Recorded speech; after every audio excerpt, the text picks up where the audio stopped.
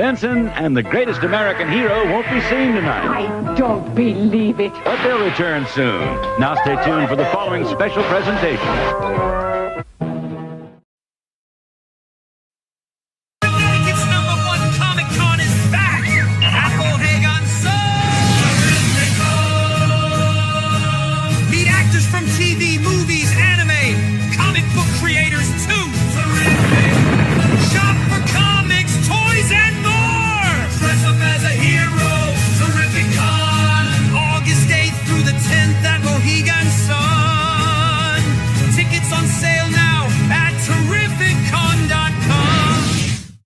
Kingdom Come is 4 separate issues, 48 pages apiece. It was an all-immersive kind of lifestyle for me. It blew people away. I mean, this was the most sought-after book there was. This was something very new, very different. No one had seen anything like that at that scale before. It was amazing. I never thought from anything that people would still be talking about this book 25 years later.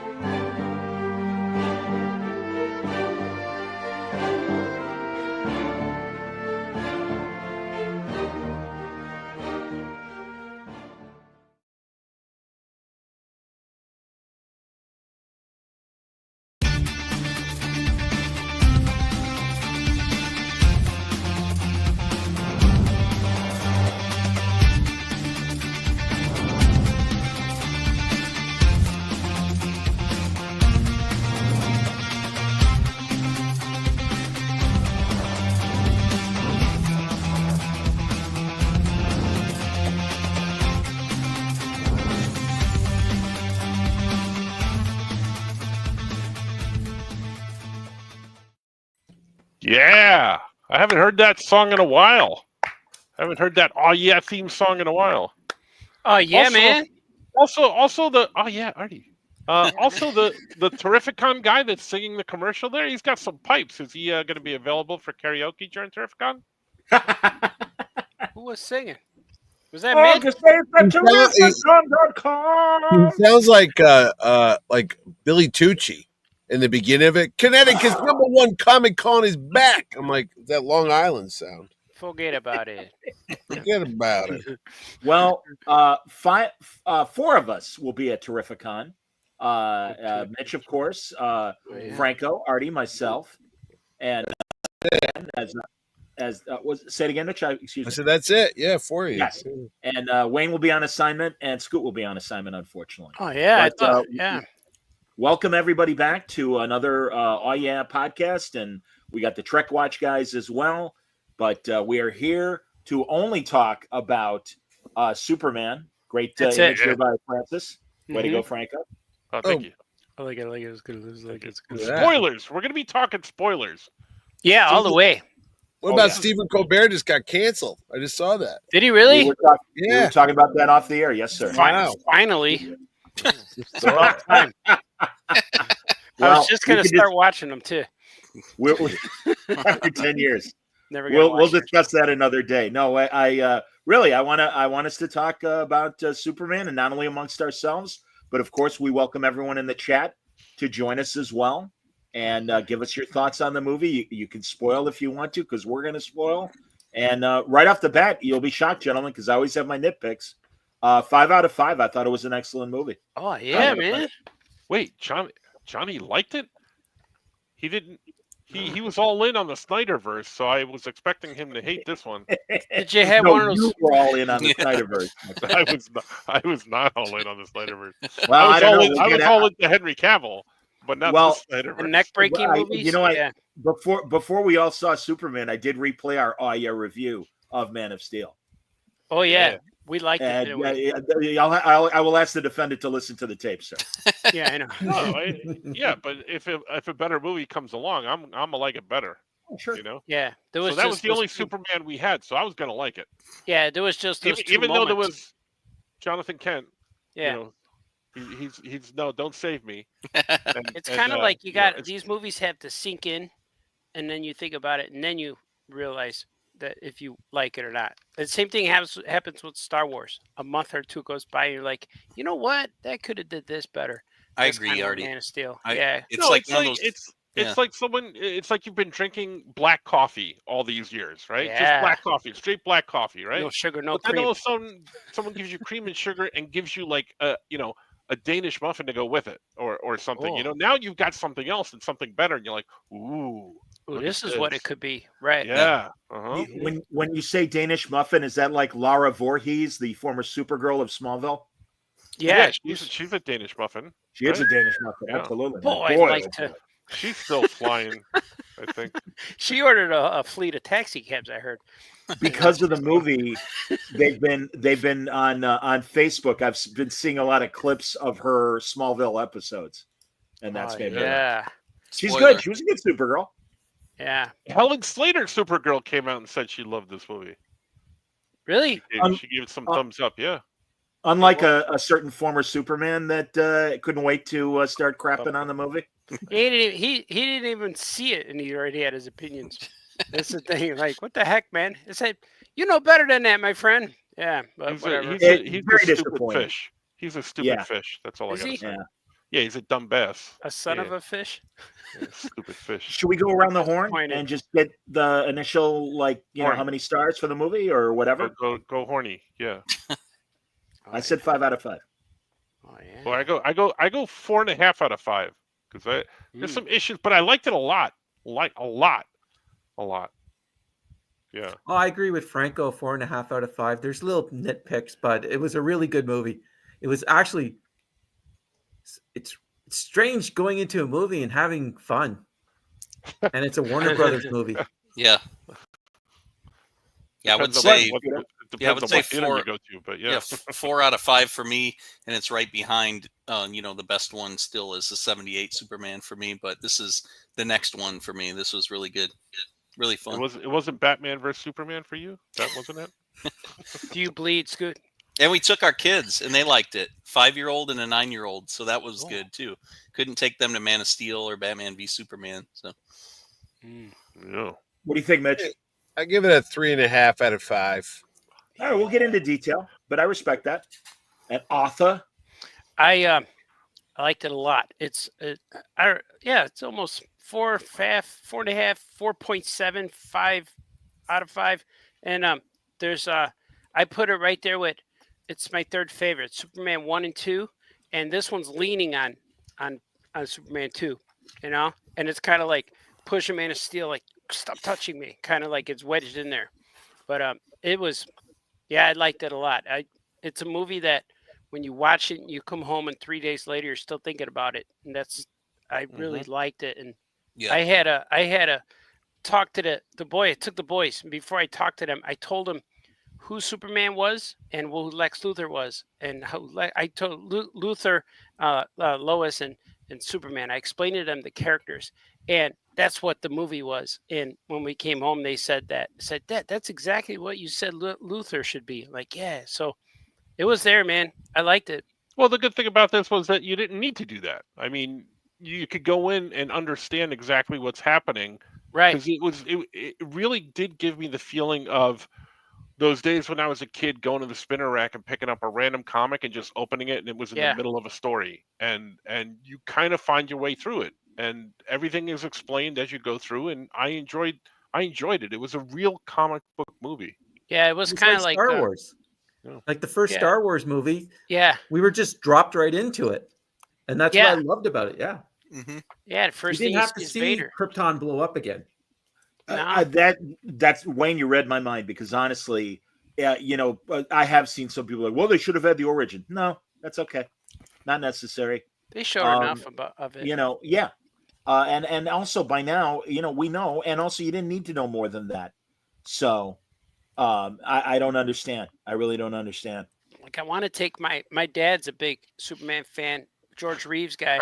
And like that's going forward. So like when I want to take him, but the movie to me is like, it's great for anyone who loves Superman, but I'm not sure if my mom and dad are going to be able to understand the movie with the modern effects, like all the CGI, and just it moves too fast maybe for older audience.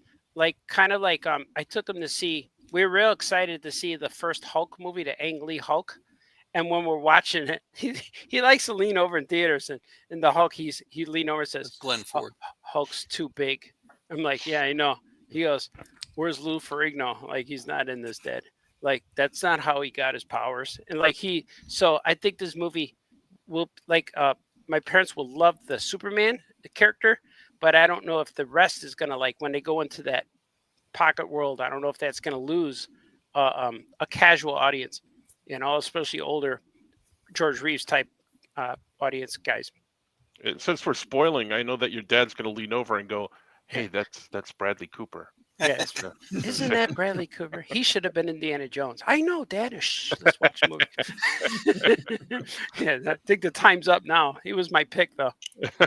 I'm leaning more Ryan Gosling, but he's losing steam too. Yeah. Chris is asking if Original Art liked those dogs that fought the Hulk. They didn't like any of the movie. We watched that, and they're like, my dads were walking out. What you think? My mom's always says, "That was awesome, right?" Like, she was not sure. And then my dad, like, I don't think I liked it. I don't think it was good. It wasn't the way the Hulk should be. I'm like, yeah, I know. He wasn't even hitchhiking. Like, it wasn't it. And they didn't play the song. And but I took him to see that second one with Ed Norton. Ed Norton? Yeah, Ed Norton. I was gonna call him Mike Norton. I saw that one where Mike Norton turns into Hulk, but they liked that one better.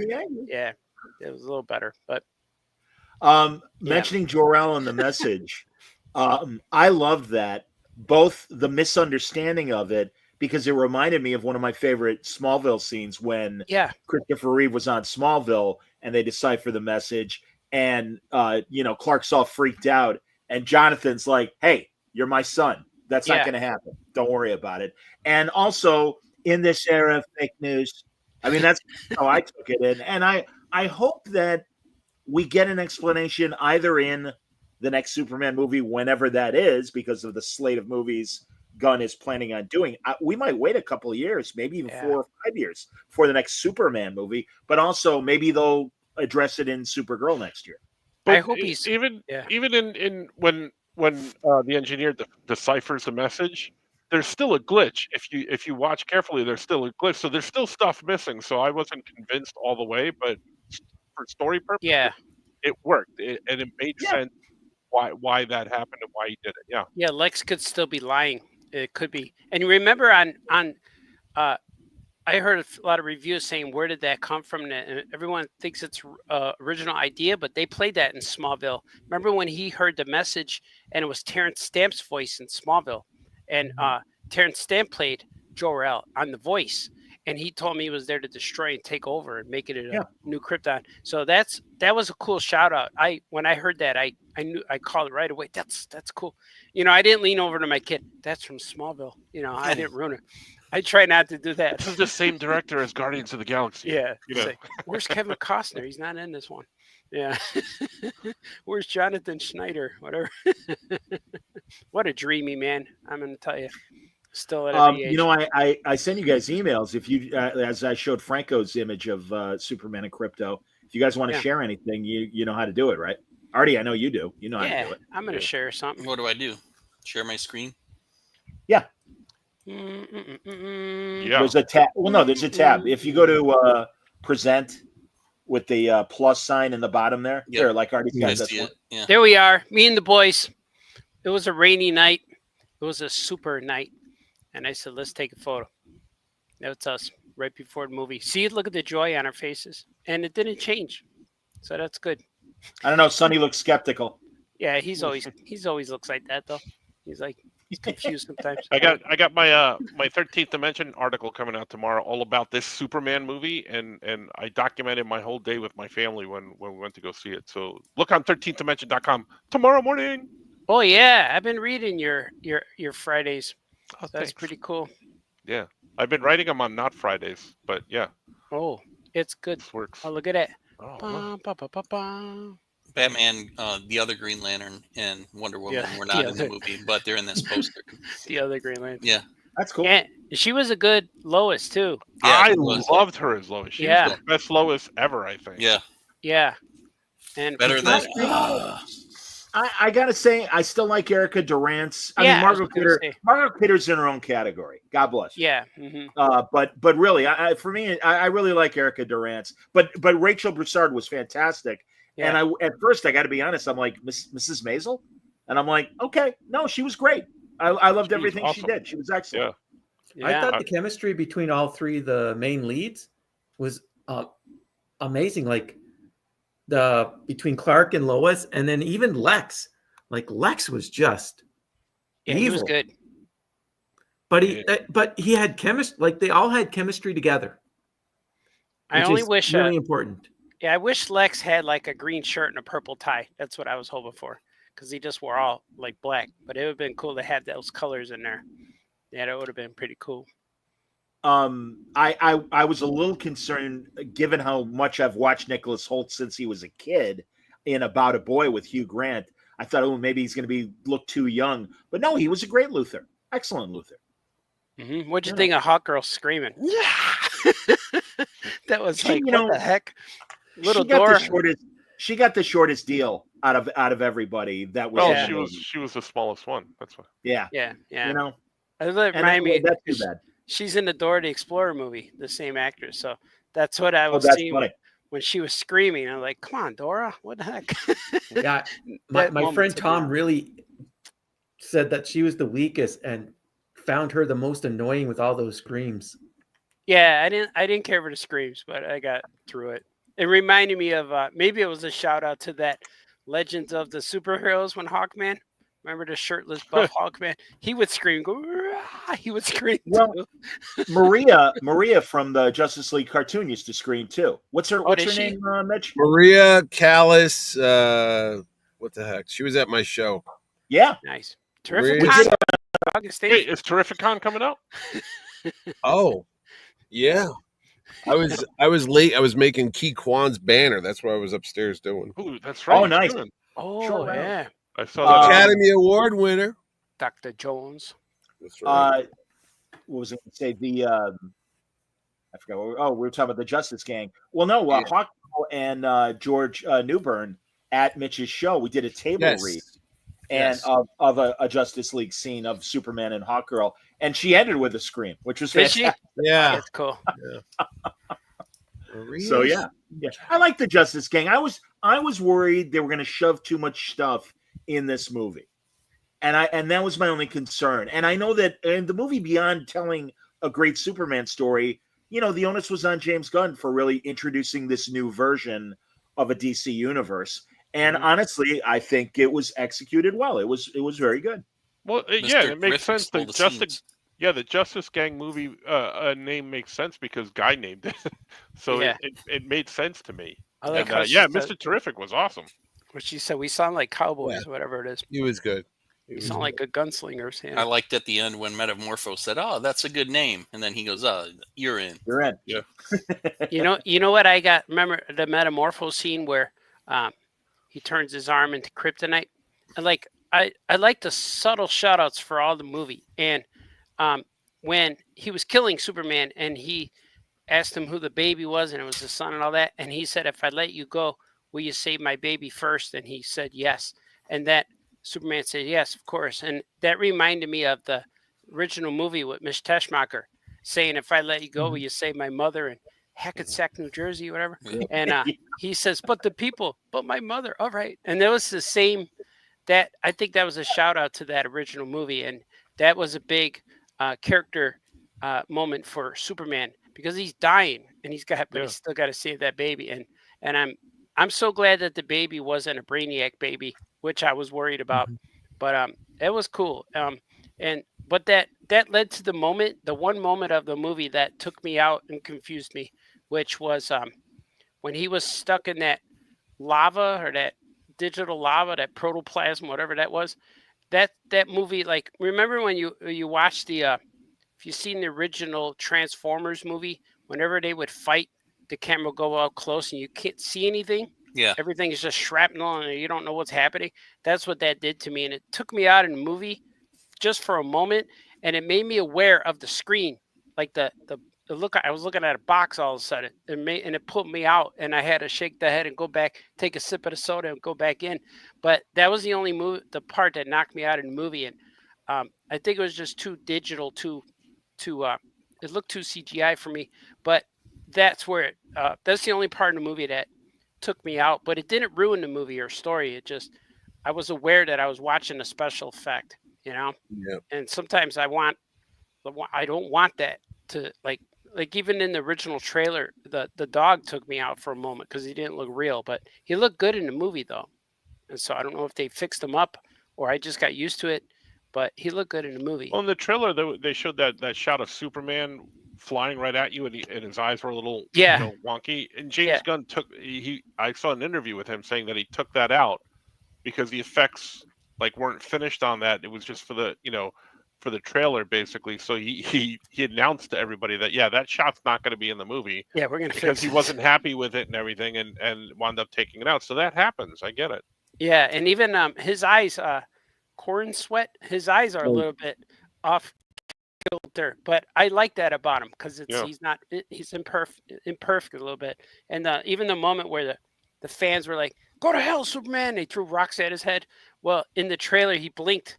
Yeah, and in the moved movie, his head, he just he wouldn't flinch at all. Yeah, he didn't move in the movie. Yeah, I noticed that too. So that was cool, and I almost feel like the trailer showed too much. It would have been good if they didn't show us. Way too many commercials, way too many trailers, way too many scenes, and I get it. Listen, it's unfortunately in today's pop culture world and commercial pop culture world, these are products first, movies and television shows second. Right. And that's too bad. But back to Metamorpho for a second, though. Yeah, I loved that it was they cut to Sapphire and the Stag, organization, and not necessary, but it was fantastic, and it's again for us, the people in the know. It's like, wow, they're even showing Sapphire. That's fantastic. And I like it's there's a lot of deep cuts like that for fans, and even using Mr. Terrific, like the general audience don't know who that guy is. Like I know he's a character, but I don't know him. Like I don't know what he does. But it was cool to learn his powers with those spheres, and he sits on that little wheelchair thing.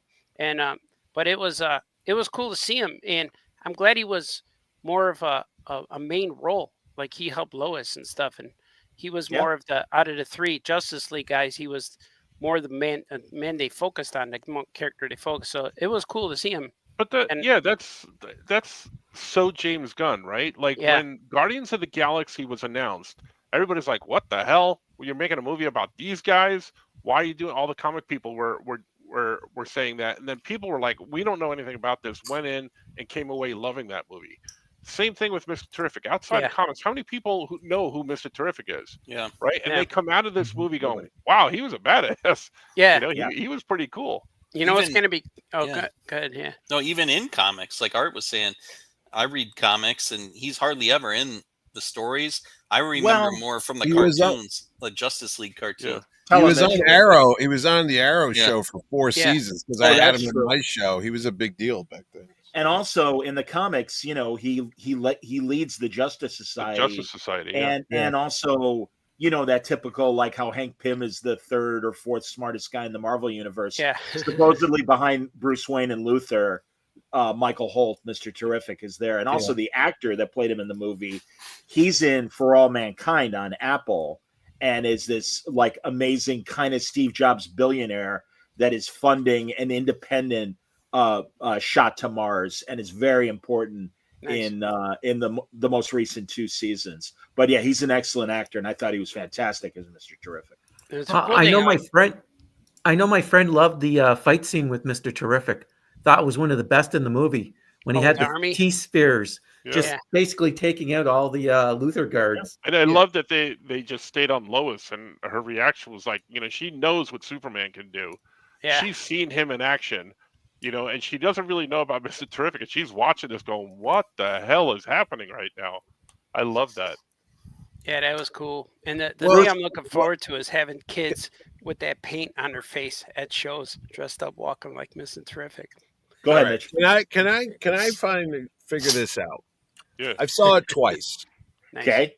I saw it with the guy whose name's up on the credits, Jerry Ordway, because at the end it says special thanks. He knows more about Superman than anybody in this room right now because he fucking. I don't know about that, but go ahead. Yeah, whatever. He got a paycheck for it for years. Yeah, he did. So anyway, the lights come up. We saw it at the Amazon sneak preview. So it was a sold out theater. It was at the IMAX. 70% of the people in the audience had the Superman shirts. I saw people I haven't seen for years. Everybody's, screaming, yeah. The opening thing, they hear the Superman, everyone's, yeah, it's clapping, right? At the end of the theater, I didn't hear much clapping. They clapped at the end when the credits came up. Jerry's there. This is Jerry Ordway. Pollyanna loves every movie, no matter how bad it is. Mm-hmm. He loves it, and I've been with him. Franco and I've seen Craven the Hunter, Madam Web. We've seen a lot of pieces of PO shit, and he says, "Oh, it's not that bad." No, it is, Jerry. See, this is why I'm going to question whatever you say. Well, no. We walk out of there, and he starts nitpicking it, and I go, "Yeah, okay, yeah, I give you little things like that, and I didn't like that, and I didn't care for Lex Luthor blowing the guy's head off when the guy's on the ground begging." Because I go, "Dude, it's a PG movie. You got kids in the audience. We don't really need to see that." He could have kicked him off that platform, like, Captain Hook throwing a guy into the water and maybe the alligator eats him. You didn't have to see it, but to see a bullet the size of like 3 inches and that guy's on the ground, that guy's head would have blown up like a watermelon. I'm like, you didn't need to see that. We know Lex is a bad guy. That's a little too realistic for my standards. But anyway, Jerry's like, I don't like that he got beat up so much. It opened up with him being defeated. Then he got his ass kicked again. Then he got his ass kicked again. And I'm like, oh, okay, I can see that. Then my 87-year-old mother saw it, okay? Here's what my 87-year-old sainted mother who bought me comic books every week and made, terrific con happen all these years. She goes, you can tell, okay, she saw the movie. The dog deserves an Oscar. He was the best thing in the movie. One of the worst movies I've ever seen in my life. Poor Superman, the one who died, would be embarrassed by this movie. All he did was keep getting beat up. So I'm like, oh, geez. Wow. So I called my mom up, and she's like, what? That Superman doesn't get beat up like that. What's going on? So I walked into a comic store yesterday, handing out Terrificon flyers. Happened on August 8th to the 10th at the Mohegan Sun in Connecticut. So they exploded about how much they hated that movie yesterday. And I'm like, this is a comic shop owner. This is guys coming in, and everybody was going off like, why in the hell did he do this? And what was this stupid? And this is stupid. And then I'm like, wait a second. Everybody in this room is got to be around mid-50s and older. And Jerry's like 68 years old. And then and then I started saying, anybody who seemed like to be under 40 or maybe like 45 and under loved the movie. All their kids loved it. All kids loved it. Mm-hmm. But anybody over a certain age that remembers, like, I don't know, maybe even George Reeves or something, there was a disdain. They didn't like it. They wanted to like it more. That's all they keep saying. I was really wanting to like it more. I was looking forward to this. I was so disappointed. And I'm like, I think it's a generational weird thing going on here because young kids love it. Older guys detest this movie. I saw the guy, Mike Francesa. He's a sports guy. He did a video for about 30 minutes about how bad this movie was and screamed about it. Oh, yeah, I saw that. Yep. What's going on? Oh, no, it's something to see. He's like, were they on drugs? What the hell were they? Who is this? Why is Lois Lane in space? What is going? And he just goes on and on and on. And I'm like, jeez. He wanted Lois to be rescued by Superman also. He was like, where's the wink, nod? Well, that tells you the mentality right there. Go ahead. Yeah. No, Francesa's not an asshole because I've listened to this guy for 40 years. He's pretty smart when it comes to stuff, okay? He might like this, he might like that, but everybody's entitled to their opinion, so don't go off on people, Franco. No, but I'll tell you right now, that movie, I am blowing his head off.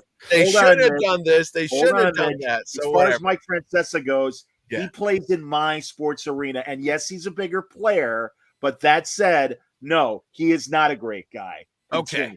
Whatever. He's still been on the radio for 40 years now. So I like him.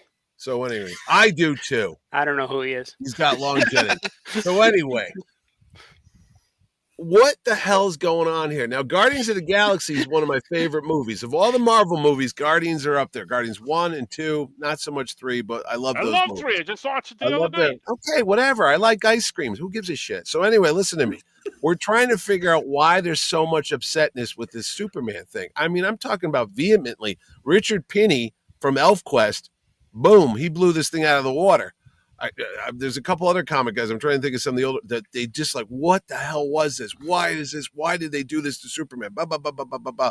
It's going to be interesting in 3 weeks at Terrificon because I got so many Superman guys coming there. I got Jurgens. I got Tom King. Now, Tom King's a company man. They're basing Supergirl on his book. I don't picture him throwing any shade on Gunn because that's his paycheck. He's going to say whatever. But these older guys like Ordway, they're not in love with this picture, and I'm wondering what happened. Where's the disconnect? Yeah, but Mitch, it's not absolute because yes, I've heard some old people complain as well, but I've also heard older people like it. And Jurgens is a great example, not ancient. Hold on, not but Jurgens is an older fan and obviously has been around almost as long as Jerry, if he's a little younger. But regardless, I agree. It is people with those preconceived notions. My buddy Don, who chimes in a lot on these broadcasts. Yeah, he said exactly what Ordway said. I didn't like him getting beat up and all that stuff. And I'm sure that echoed in the comic store as well. But I feel that he can't be too powerful. That's kind of like why I liked Tyler Hoechlin. Tyler Hoechlin. Yes, who will be at Terrificon on August 8th to the 10th. He will. And but no, I like the times that Superman needs to hit somebody that can hit him and hurt him. I want to see him in more even fights. Of course, I want to see him win, but he doesn't have. And that's what was so great about the initial trailer. And it's like, what the hell, man? He just hit the ice and he's bleeding. What the hell hit him? And I was a little mad that they released the action figure and they refer to him, even though they refer to him as Ultraman, and we all took the misdirection. They're like, oh, well, then obviously he's our 3 crime syndicate Ultraman, blah, blah, blah. And I'm glad that it wasn't in that movie. I was expecting him to turn into Bizarro at some point. Oh, I thought so too. Yeah. He kind of was. That's going to happen. Yeah. I think that's. Yeah. I thought once those wrappings came off, the sun would hit his skin and it would turn to crystal and he looked like Bizarro. That's why he was covered up. I'm like, oh, that would have made sense. Luther also said Luther also said he was dumb when he was talking about Superman. That's what I was thinking too. The clone was dumb. And he threw him into Bizarro World potentially. Yeah, with all the blocks. Yeah. We'll see.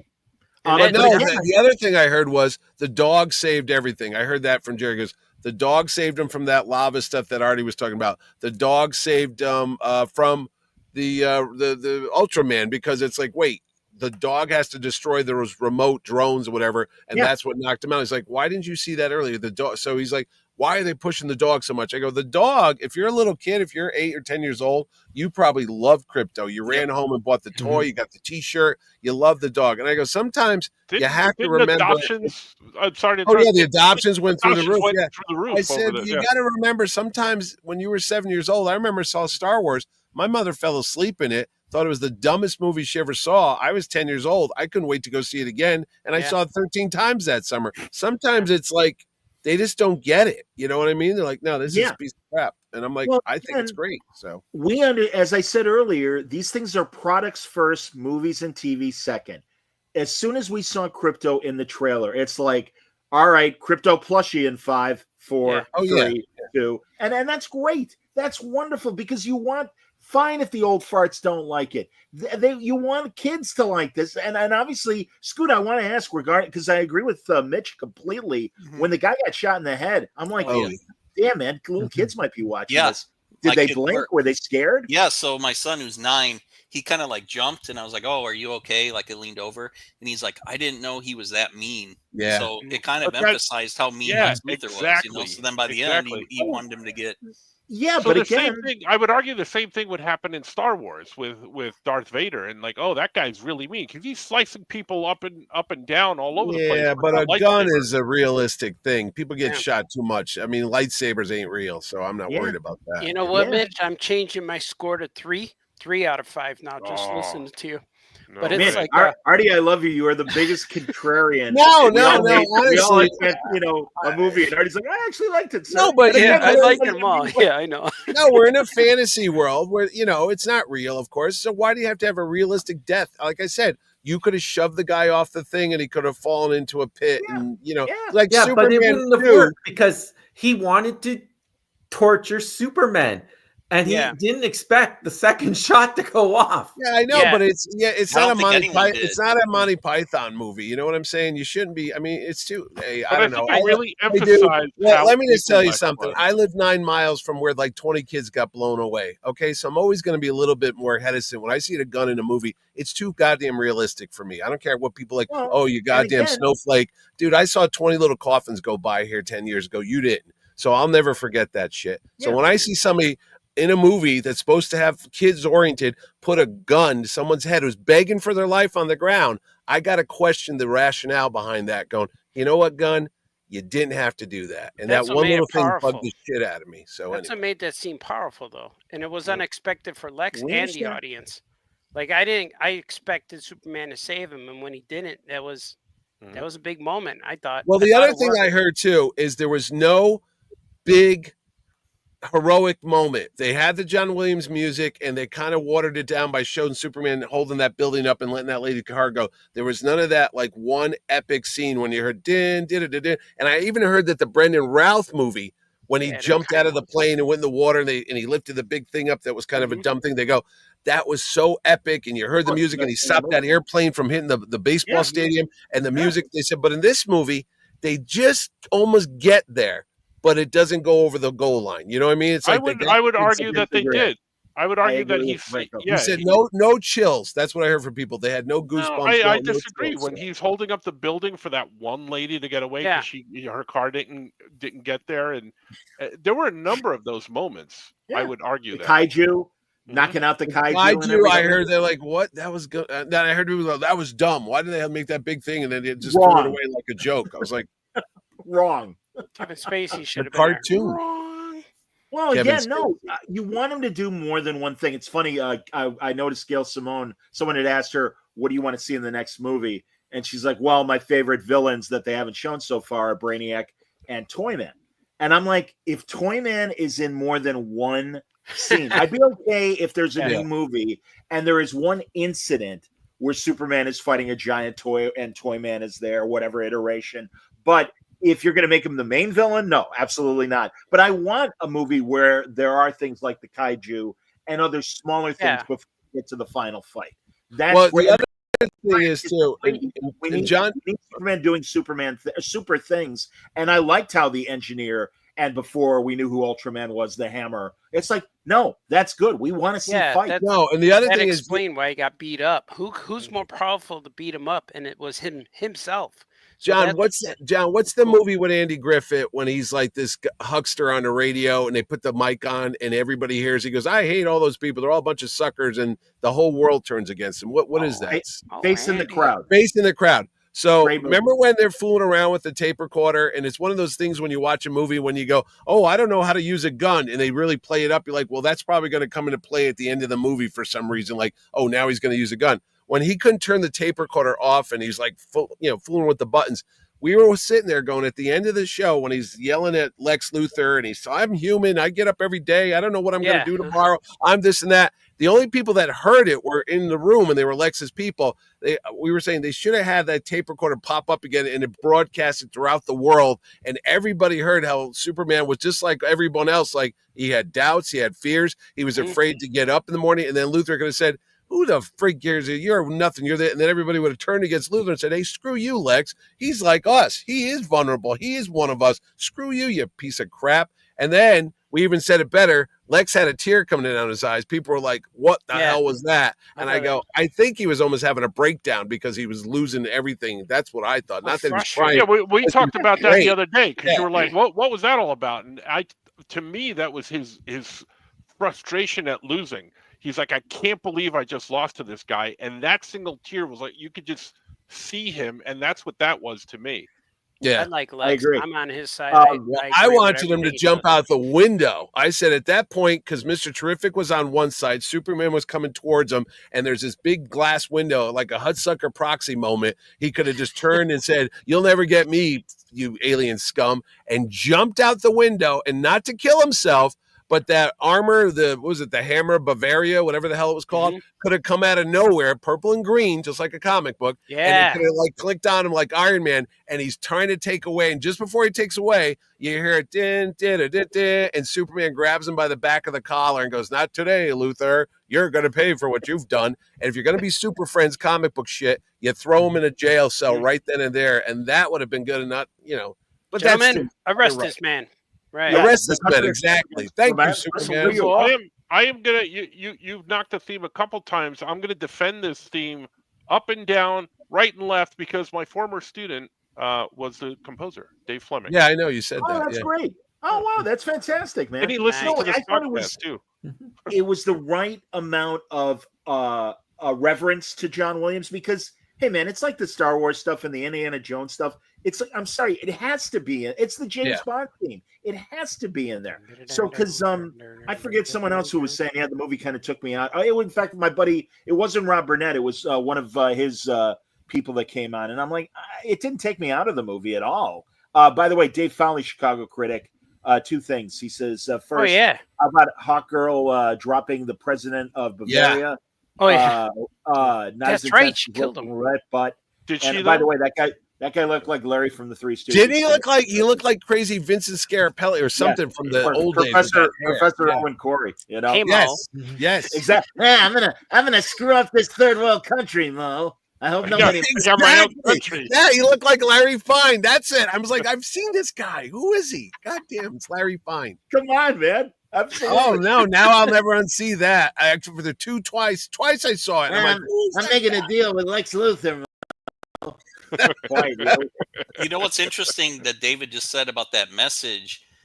Oh, if I can't screw real fast, hold on, because I want to read it for the audio audience so they know what we're talking about. I wanted him to address the second part of the message from his biological parents to the world, but kind of left that unresolved. I think on purpose. Go ahead, Scoot. What were you going to say? Yeah, so just jumping ahead a little bit, but so Supergirl was obviously in the comics canon. She was alive and she knew his parents. So you think the way she's behaving is a little bit because she knew how they were, maybe? Or because wouldn't he have talked to her about like, hey, what were my parents really like, Well, I as I said, I hope it's resolved in the Supergirl movie because it is next. I don't know. It's I like. By the way, let's talk about Supergirl because I certainly know people were like, "Come on, you called her bitch or him bitch." I love her. Yeah, I did too. Yeah, and also knowing real fast, knowing what Tom King's story is about, I think we're gonna get initially Party Girl, and then she's gonna hit some interplanetary problem, and she's gonna have to be mature. And I think that's going to be a great turn. Go ahead, Franco. Excuse me. I was talking to Mitch the other day about this, and the one big issue for me in this movie, throughout the movie, was Crypto, and how he reacted with Superman. And I'm thinking, if this is Crypto and he's Superman's dog, Superman would have had the discipline to train this dog. He wouldn't have been biting at his feet. He wouldn't have been doing all this other stuff. And then when she shows up at the end, when Supergirl shows up at the end, and it's her dog, I'm like, okay, I'm okay with everything that Crypto did.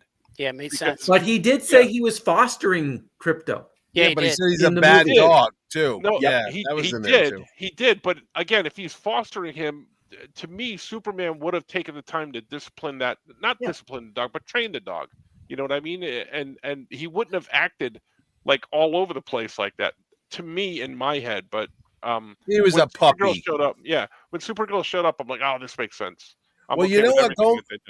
Going back to somebody mentioned when she dropped the Bavaria thing, Lex Luthor's ploy or whatever he was trying to get people mad. He was like, Superman is an alien. He kept playing up the fact that Superman was an alien. He's here. He's got a secret harem. He's going to try to take over the world. And I'm like, oh, so he's got this whole xenophobia thing going on, right? So when Hawkgirl has Larry Fine, the president of Bavaria, whatever the hell it is, and she's doing it, and he's like, you can't do this to me. Come on, this is not human. It would have been a perfect line if she said, oh, by the way, I'm not human. I'm from Thanagar. See it, bitch, and dropped him. Yeah. That would have been good. And then you got the Green Lantern who's got a ring that comes from Oa. So I don't understand why people would be like, yeah, Superman's an alien. You got Hawkgirl who's an alien. You got a Green Lantern who's obviously do they know? Well, do they know? They know? I don't know, Mitch. I don't know. But that's the thing. unlike the Marvel universe, and I always find this really, and again, this 21st century attitude of, yeah, secret identities are passe or whatever. I don't know how many. I love, by the way, in the prologue, 300 years ago, metahumans existed. Blah blah that was blah. good. Right. But yeah, I don't know who knows of the Justice Gang who's human and who's alien, or that Guy Gardner's got an alien ring. I don't know if that's common knowledge. The other thing I hope about it Hawk isn't. Girl is we don't know which version of Hawk Girl is she. If she's Shihara, or if she's supposed to be Kendra, then she's the reincarnation. So she's the Golden Age. But if I she's hope it's Shihara, both. then she's Thanagarian. I hope Right. the Thanagarians invaded the planet kind of in that Chariots of the Gods or Ancient Aliens sort of way, 300 or 3,000, whatever, however many years ago it was, 300,000. And that the Thanagarians on Earth then evolved and she could still be both. Because I really, doesn't have to be either or in my book. And I always thought that the Hawk people wings were part of their body. Because when she was chilling in the chair, she didn't have wings. Oh and yeah, she didn't have them on, didn't she? Yeah, and I always thought that was part of their anatomy. Like I thought they had wings. No. So I always thought it was on that harness. I always thought they had strapped them on. Yes, I it is never the harness. knew. So when I didn't see him on her, because in the Justice League cartoon, she always had wings. Yeah, it did She had look. wings. It did look more like it was part of her body, kind of like Angel, obviously. In Yeah, the 'cause they other- flap. Like how did they flap like that? Like they look like real wings. So they have to think really hard. Well, it could still be some sort of psychic link to a machine. I mean, look at Mr. Terrific with his T-balls, whatever. His T-balls. Yeah, exactly. Let's from now on. No, I was calling them T-balls. I was like, oh yeah, T-balls. T-balls. Mr. T can meet Mr. Coffee. Imagine if he had coffee balls. Hey, let me go in my shack and grab my T-balls for you over by there and take care of business. Coffee beans will juice up this place. If Mr. Terrific Artie was from Grand and State, then hey, nice. I'm Mr. Nice. Terrific. How you doing over by there? Yeah, I'll help that guy, super guy. Yeah, he's from 33rd Street, I think. Yeah. Over there by the thing. Yeah. Well, of course, Hawkman was from Chicago for a while. Was he? When Tim Truman was doing Hawk World. He was based in Chicago. Hey, it's our great absolutely. beer. Hey, how about another comment from Dave Fowley, if I didn't mention it, local Chicago critic. Yeah, we like that guy. They could have better established that Maxwell Lord was funding the Justice Gang. Respectfully, I had no problem with the 2 seconds of Maxwell Lord. I think that's in Peacemaker. What's that? Yeah. Say it again. I think that's in Peacemaker, because when Gunn was here 2 years ago, he told us who he was playing, and I said, "Oh, no kidding! He's the guy that made the Justice League." And he's like, "He is?" I'm like, "You don't know this stuff?" He goes, "No, my brother gave me the part." I was like, "Oh, all right." So I'm telling him all about the backstory, and then I see he's going to be in Peacemaker. So I think that's going to be a bigger Max Lord story. So and thankfully, that's the opportunity with shows like Peacemaker, with Creature Commandos, that we will get more information between movies. And I really think, with all respect to Marvel and everything they accomplished with the MCU through Endgame, I really think James Gunn, being at Marvel Studios as long as he was, can use a lot of the mistakes that happened with Marvel in the last few years and make sure that doesn't happen with the DCU. Did you see that Peacemaker trailer where Maxwell Lord is in it with Hot Girl and Guy? Yeah. They're like they're like bringing on new members and stuff. Yeah. Because Maxwell Lord is great. Like, he's just like a billionaire crazy guy like Luthor, right? He doesn't ever has powers. No, he never had. Well, he had a power that he could influence people. It was like the Force, like a Jedi mind trick. And he'd get the bloody nose when he would use his powers, like Firestarter. Because I only know it from the story where Wonder Woman snapped his neck in the comics. That's how he died. Infinite Crisis, exactly. Infinite Crisis. So I've never really read him in stories, so I know him. But even in the movie, but you remember the Justice League? Yeah, the Justice League, the Bwahaha. The one in the 80s, the whole Keith Giffen. Yeah. But even in the movie, if you don't know Maxwell Lord, if you're not a comic book guy, you wouldn't have known that. You would have missed him because all it had was his name. And when I saw it, I'm like, wait, what? That's Maxwell Lord. He was unfortunately in Wonder Woman 84. Oh God, yeah, that's right. He was Pedro Played Pascal, by right? Pedro Pascal. Oh, was that's that a a good horrible movie. movie? No, it's was- not. Yeah, it was It's a horrible just movie. slightly better than Superman 3. No, it's Yeah, better boy, than Superman 4. That is no, don't get Artie started. Yeah, We're gonna, Superman but no, 4 is by better. all means, you can do it if you want to, Artie. But Artie's given a fantastic defense, Mitch. If this were a nerd court, I would hire Artie to advocate for Superman 4 because he's got very clear reasons why it's better than no. 3. Superman 4 has parts of it that are amazing. Like when he goes into the UN. Now, Ordway even said it. He goes, Superman should have made this big address in this movie like he did at the UN. Like the whole world's listening to him, you know? Actually, Jerry started a good idea. He said the prologue, you remember Superman 2? They showed you all the cool stuff that Superman did in the first movie, and you're like, this is like a quick thing. He said, and I said, oh, that's not a bad idea.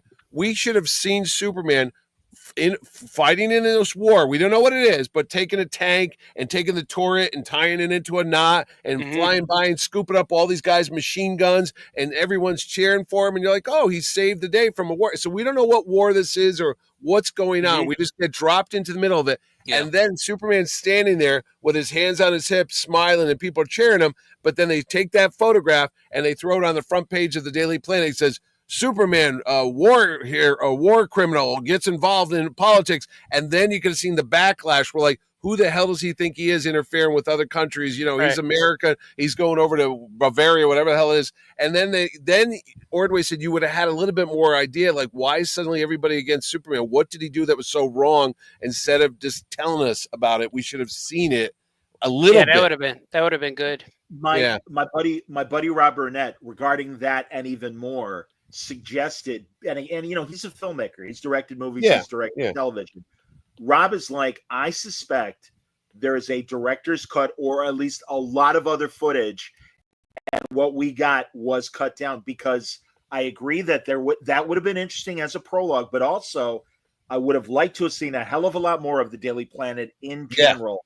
And they didn't hire Wendell Davis to be Perry White for the 30 seconds that he had. Exactly. Yeah. They were in 2 quick scenes. Yeah, because I had a lot of people saying, why would she take the entire publishing department of the Daily Planet with her on that spaceship? It's like, what are you doing here? It made no sense. Like, why are they the only ones going? I'm like, well, it's a movie. They weren't evacuating like everybody else because they were still doing the story. So then she's like, got the thing up there. We can get out of here. That's why Lombard, like he was like, Steve Lombard was trying to get out of there, and then he's like, "Oh, we have room for one more," and he's like, "Yeah, it's awesome!" Like, that's because we never got that. Yeah, Artie, if you don't know, Beck Bennett, not only SNL alum, but went to my high school, New Trier, ladies and gentlemen. Really? Is that who that guy was? Yeah, they have Beck Bennett from SNL. He always played Putin when he was on. Oh, SNL. that's who he is. Oh, I know who he is now. He looks different with the mustache. Yeah. Who was the guy that was Lex's guy with the really fake mustache looking guy? I was like, is that? Oh yeah. No, not Otis. Not Otis. By the way, I found out in the credits, Otis's last name was Berg. Yeah, I saw that. I saw that. And I'm like, well, that's kind of funny. It didn't come out. No, the guy that was running his technology, the guy that had like the black hair, like a bad wig. And I'm like, he looks like Dieter from Saturday Night Live. That's what I thought it was. I thought it was the guy from Barry. I was like, is that so and so, the Saturday Night Live guy? God, you must touch my monkey. Yeah. Liberty Stein monkey. What I kind of thought about those guys were, and maybe this was just me reading into it, but Luther was kind of giving off the Elon Musk vibes, and that was kind of like big balls. Like he had all those young guys working for him for the Doge thing, and that's what those guys reminded me of, because they're all like these younger hipster-looking guys. Well, that's they were all those Hawaiian shirts. Yeah, that was weird. I was like, what the hell's up with the Hawaiian shirts? But Scoot, regarding Luther, Team Luther Corp, and I can appreciate that thought given where we are right now. It also reminds me that Von Metastan versus Turkestan, whatever the hell the country, Umek, whatever. That's my favorite name, by the way, from the comics, which is unnamed Middle Eastern country. That is what Umek is. Oh yeah. Greg Rucka told me that. But anyway, people both negative and positive, like, oh my God, it's just like, Gaza. Oh my God, it's just like Ukraine and Russia. And it's like, oh, you mean war, this thing that's been around since the dawn of man? That now I'm like, There's always been big country crapping on little country. Sure, and certainly again, it didn't help to have Larry Stein as the leader. You could always. The whole Luther was trying to get land when they invaded the country because it was almost a throwback to the Gene Hackman thing. Yeah, like buying up the desert. Guys, did I remember correctly? Forgive me, and I'm asking you guys. I thought the land also had the minerals that he needed to make his shit. Or was that in my brain and I was stoned? You know what I mean? I think there were multiple reasons he wanted it. Yeah. Well, sure, and also to be able to, it's like Dr. Doom. If you have your own country, diplomatic immunity, I can do whatever the hell I want. It would have been cool if you wanted to take over Australia. I know, right? Yeah, but that's the third time Luther's done stuff for real estate. He did it in every time he's in the Kevin Spacey movie. And then this movie in both the first movie and Superman 2. It's like it's like my parents always tell me, like, invest in real estate, real estate. So I know it's weird. Location. But no, it isn't, right? Guys. I mean, if you really want to take over a portion of the world, you kind of need the real estate to do it. So that's what I'm saying. Like, I absolutely respect what you guys are saying, but it's like, no, actually, I think it makes a lot of sense that at the end of the day, I just want more land. It's like, I don't think it's ever been in a comic story. I think it's always been a movie trope. I don't think there's a comic. That's fair. I guess that's fair. I do remember. I don't know if you guys ever read it, and I'm throwing it out there because I recommend if people want more Superman, like right now. Kevin Anderson, the sci-fi novelist, he wrote this great set in the 50s Batman Superman story called Public Enemies, or something. Public something. And Public Enemies. It's great. It's great, but in that, Luther is dealing with Cold War, Soviet or Eastern Bloc countries, and again to circumvent government interference and be able to do what he wants. And so it wasn't land per se, but it was kind of I need to operate somewhere outside the United States to really do what I need to do. There's definitely backstory, like the whole thing with Grillo's character. Who was that? Flag? General Flag. He was before this, Mitch. He's in Creature Commandos. He's in Creature Commandos, but he says in the meeting there. And he goes, there's no kryptonite left on the planet for the last couple of years or something. I'm like, wait, when did that happen? But that's interesting. I missed that line. No, when they're in that little room there with, I thought Amanda Waller was there, but it's not her, it was somebody else. But he's like, there's no more kryptonite on the planet. And I'm like, how would they know? Yeah, and Luther's the person that was in the room was the one that hit Amanda Waller in Peacemaker at the end of Peacemaker. Oh, she was? Okay, because we were trying to figure out if there's a connection. I'm like, what's going on? Yeah, there is. Okay. That'd be funny if Peacemaker's name was Peacemaker. By the way, on Saturday, I introduced Franco to my old coworker, who was the granddaughter of the very first Superman, Bud Collyer. She lives here in Connecticut, and he was Superman for 14 years on the radio. Then he did some of the cartoons, and he was a game show host. And they invented kryptonite. You know why? So he could go on vacation. Yeah, he wanted to leave. He wanted to get a couple weeks off, but he was Superman. So they're like, well, what are we going to do? He's like, well, we'll come up with something that Superman's unconscious so I can go to, Lake Tahoe for a week or two. That's exactly what happened. And that's how Kryptonite came around. So Bud Jimmy Olsen was on there too, right? Jimmy Olsen was created Jimmy Olsen was on there. Yeah, I think Lex Luthor got created on the radio too or something. Lex Luthor got created in the serials.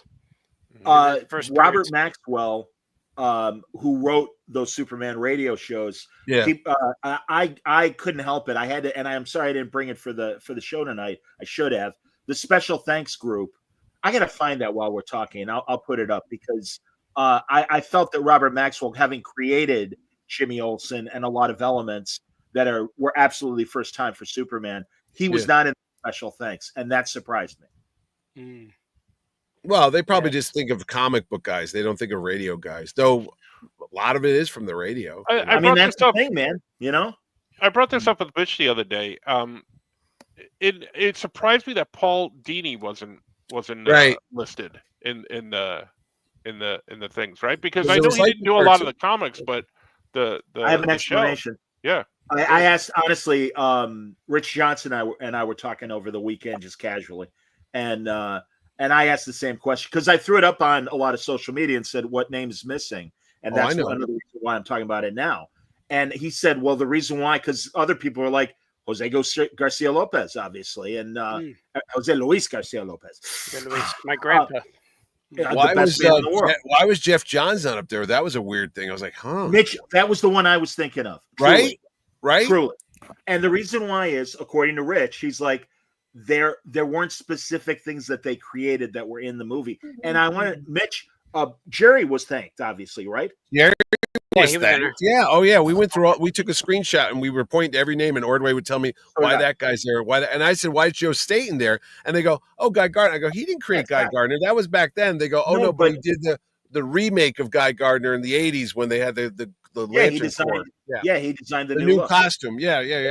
With the bowl hair. No, and that's that's like there we go. Enemies and Allies. Thank you, Wayno. That's the book I was talking about. WAGMS. And also, by the way, Dave Fowley says that Anderson also wrote Last Days of Krypton, which is a great book. That is an excellent book. So, by the way, loved Jimmy Olsen and how important he was in the story. Player. He's a horn dog. Yeah, and that's fantastic. Absolutely, he's a sex machine. Jimmy Olsen is a sex machine. And they didn't show him this test. Yeah, that long lens. Yeah. Hey, I'm a big fan of Miss Tessmacher. By the way, great introduction of her just taking the selfies. It's like, who the hell's that? I didn't realize. Yeah, that was brilliant. Yeah. I liked her caller ID. Yeah, Crazy Toes or whatever. Mutant Toes. Mutant Toes. Yeah. I totally understand. I was disappointed that we didn't get a shot of them to see what they look like after all that. Yeah. Yeah, I'm all like gnarled and like, crossing and stuff. Yeah. But anyway, Superman Family was like so my jam when I was a kid. And those Jimmy Olsen Mr. Action stories, that's what was missing. I was really hoping somebody snidely would go, oh, check out Mr. Action over there. He's got some hot scoop. So I wish they had a line like that. But I was so happy to see Jimmy as important. I mean, don't listen, from Jeepers, Mr. Kent from the 50s to Mark, whatever his name was, from Christopher Reeve, who I love. I think he kind of likes you, Miss Lane. Yeah. But he's always awesome, man. At least he didn't get shot in the head like they did in Superman and Batman. He got killed in the beginning. Like, was that Jimmy Olsen? I know that wasn't Jimmy Olsen. And they didn't they mentioned it was him. Yeah. No, it was him. He was like a CIA operative. Yeah. I'm like, what the hell? So. But that reminds me of something that Scoot found online. Yeah, I was going to say, God, way to go, Mitch. Because really, Scoot, tell the story. Oh, you're talking about the dog? Yeah, but we can't hear you. The dog? Yeah. All right, can you hear me now? Yeah. Better. Yes, go ahead. I saw it, and I don't know if this is real. I looked it up and saw it a couple different places, but someone was asking Zack Snyder about Crypto. He's like, we actually had Crypto in Man of Steel. He had a cameo. There was a gravestone in the Kent's backyard because Jonathan had to put Crypto down when Clark was little to kind of teach him a lesson about like life and death and everything. What the hell? That makes sense. Jesus Christ. I'm glad miserable man. Yeah, I'm glad they didn't put the scene of Jonathan Kent drowning a bag of kittens too, At the time, Jonathan was dating. I'll tell you, that Man of Steel. I don't know how you guys like Man of Steel. Ordway likes Man of Steel. I hated that movie. I'll tell you, I saw that movie opening day with my kids. They were probably like, I don't know, 8 or 10 at the time. Like in front of us. Yeah, there was a bunch of little kids, like 6, 7 years old. They all came in wearing like this red Superman capes they bought at Walmart or Target, and they were jumping up and down to see Superman. And when the lights went out, they were all excited. When those lights came up at the end of the movie, they looked like they had just witnessed a firing squad. They were like, and I sat there and go, thanks, Zack Snyder. You just ruined comics and Superman for these little kids because they're traumatized for the rest of their life. All their capes were in the garbage on the way out. They did. They threw it away like, screw you. I'm going to watch a Batman movie, I always said that about that movie, that kids saw that Man of Steel and just saw Superman as another superhero character. And Superman didn't impact them like they did with us. So that one generation grew up without a Superman.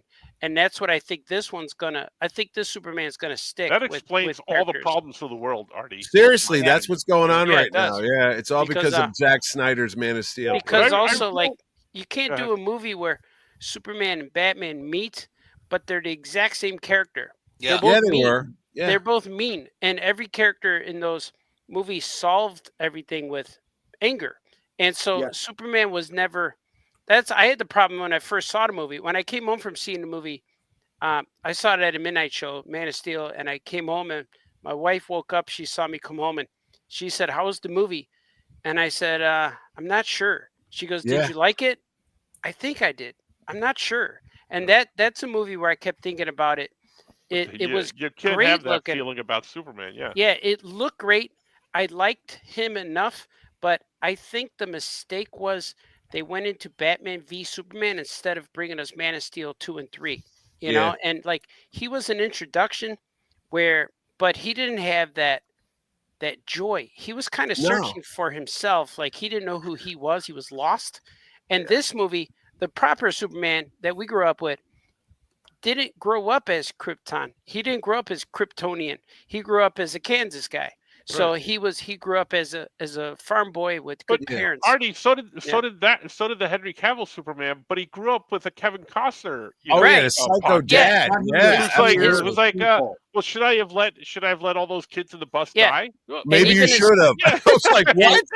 And even his mother said to him, "You don't know them a thing, Clark." Yeah, really, like that's not something that also who hurt Zack Snyder so bad. It's the parents that ruined it. If they made the parents wholesome, Superman would have been a better character. And also, the whole movie's so dark. And this is me, like the movie's been out like 20 years now. You couldn't see it. Analyze it, but what would have made that movie so much better if Superman was happier and if he was bright, his bright colors, blue and red, real bright. Yeah. And that would have contrasted him from the rest of the movie. Yeah, but even this guy said that he's wearing shorts because Superman is silly and he's an alien. So in a Zack Snyder universe, it doesn't matter. It doesn't matter what movie it is. Right. The sun barely exists. It's like it's really cloudy, and also not only visually and environmentally, but subtext wise. When he comes back after learning about Krypton and he sees Russell Crowe Jor-El, who by the way was excellent as Jor-El in Man of Steel. But all that said, he comes back, he sees Diane Lane. Mom, I know who I am. I know where I come from. Oh, that's wonderful, Clark. And it's the goddamn guy can't get 5 seconds of joy. Jesus, mother. I remember. Like, oh, son, that's wonderful. And then start crying. And also, the symbol, it's not an S. It stands for hope. Really? Well, that's the only hope that's in this stupid movie. Yeah, no. The best one was the guy's harassing the waitress at the bar, the truck driver. Yeah. And he throws the beer at Clark Kent. And then the guy goes outside and he sees his rig, his livelihood that probably feeds his family, on the telephone pole. And my son Owen was 8 years old. He leans over to me and goes, "Dad, Superman's a dick." And then I go, "Oh, wow." And then at the end of the movie, remember the army guys were driving out and he takes a drone and he smashes it. And the guy comes out and he goes, "What are you, an asshole?" And I'm thinking, yeah, man, that thing cost $1 billion. He's like, "Stop trying to follow me." It's like, what are you doing here, dude? You just made a giant crater in the ground. You made it dangerous. The shrapnel would have hit those guys. When Maloney says this man is not our enemy, and I said this actually when Art Franco and I were reviewing Man of Steel, what was missing was before that line for Henry Cavill to go, "Hey, Colonel, is everybody okay?" Right. There just needed to be a little more care. And of course, killing Zod, big mistake. Oh, please. That was the worst. Millions of people got killed in those buildings are crushing people. Thousands are getting destroyed and just whatever. And there's 4 people about to get laser beamed, and he's upset with those 4 idiots. And he grabbed my kid again. Owen, he should have been a screenwriter. He goes, "Why didn't he just cover his eyes?" I'm like, "What?" He goes, "Well, he's just got the same power. He could have covered his eyes or grabbed him and flown straight up into space, and that way he wouldn't have hurt anybody." I go, "What are you, a screenwriter? 8 years old?" All the buildings being destroyed in this movie and everybody being safe because no one got killed in those, and they made a point of saying that was kind of like a shot to the Snyderverse movie. Oh, God, yeah. When they show the woman walking out with the little fishbowl with the turtle in it, it was like hitting you over the head going, that was cool. Everybody got out. I mean, even the turtle got, even the squirrel. Did you see when he saved the little squirrel? It's like, this guy, forget when he didn't save his own dad and his dog from a goddamn tornado. This guy's saving ants. I wouldn't be surprised if he's like blown. No, there was that little dog too. Remember, he was about to get crushed by the kaiju thing, and he's blown away. They made sure that Superman saved everybody this time. This was such a hopeful, uplifting Superman. He had this boyish charm that you liked him instantly. You felt good about Superman in this movie. Like he was there. Like you were going to be okay. Yeah, even when the Justice League were fighting the monster, and they threw bombs in his stomach, and Superman looked at him, he was, oh, there was another way to do it instead of hurting him. We could have put him in an intergalactic zoo. I'm like, yeah. Yeah, but knowing that the intergalactic zoo exists in this this movie universe and it was acceptable, you're like, oh yeah, of course. And that's why I say just like the robots, just like Superman's robots. Yeah, I love that. Gary, Gary, call him Gary at the end. And I like, and also that it's Alan Tudyk. Oh, great! Alan Tudyk has proven now in this and Rogue One, it's like let Alan Tudyk play all the robots in every movie moving forward. He's great.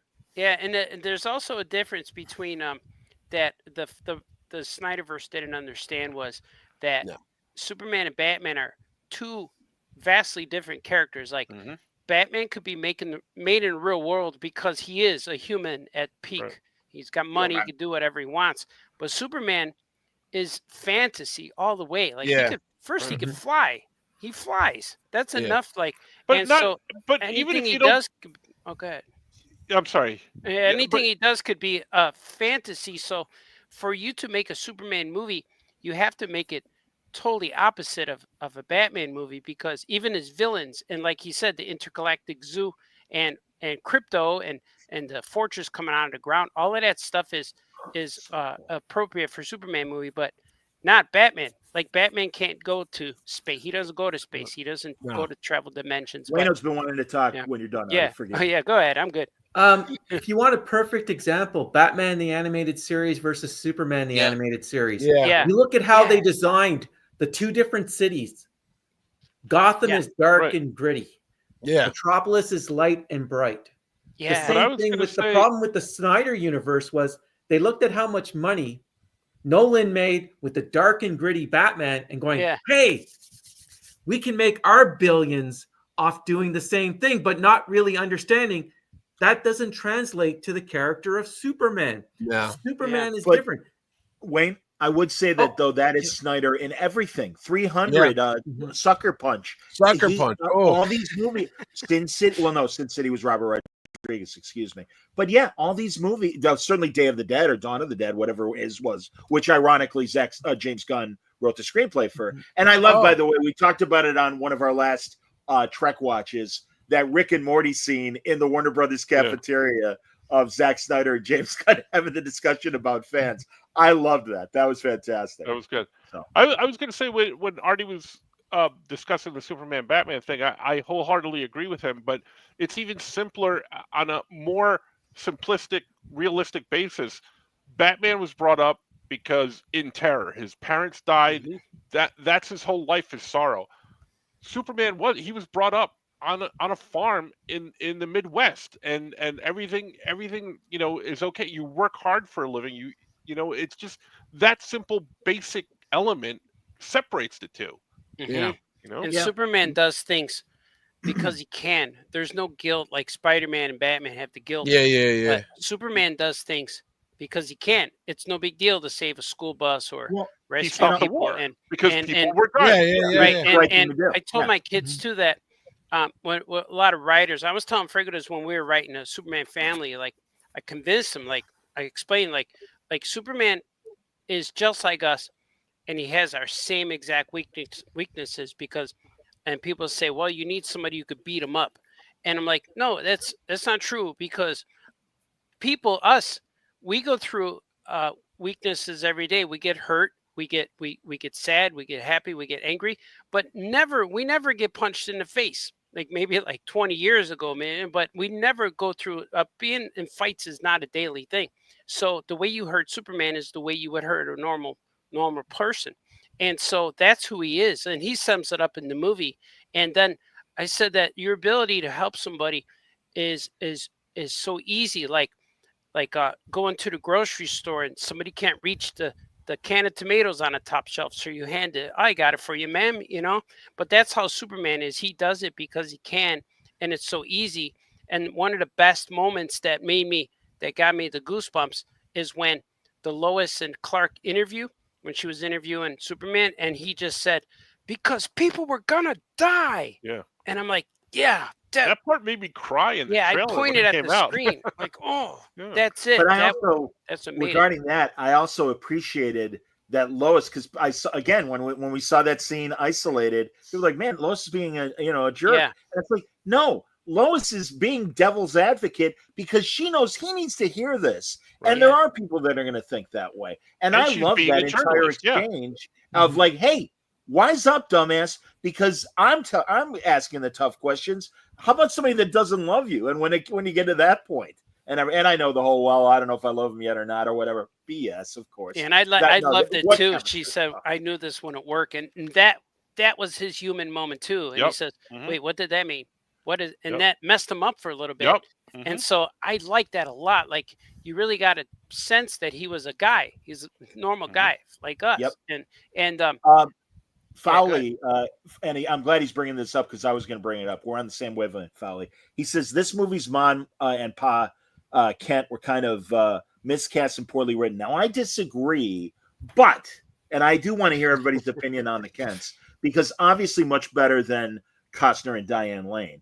That goes without saying. But also, you got the subtext, I think, of we're good, good-hearted people. They were just a little too bumpkin. But it didn't bother me. But again, that's just my little teeny thing. But yeah, tell me about the Kents, everybody. The message he told his son was the heart and soul of this thing too. Like when because he was conflicted about his space parents, and then but that convinced him. Like I look forward to the day where Gordy comes up to me and I could tell him that same thing that Jonathan Kent told Clark. And like I said, that was such a cool dad moment where he said, you did, like, you made your own choice. You're not them, and the thing about Clark Kent is he knows he's Kryptonian, but he doesn't know the Kryptonian culture. And I relate to that too, because I don't speak Spanish. And people get mad at other people, like, why don't you speak Spanish? I don't know. I wasn't raised that way. So it's like kind of like that. I understand that. Like, he doesn't know how to speak Kryptonese and do all this stuff. And the only image he had was that moment, that picture. And the thing I like about, too, speaking of parents, is Superman the movie in 1978 was so impactful for all of Superman lore, just like Tim Burton's movie Batman was so impactful. And there's still elements that go through every movie in the history of both of these characters.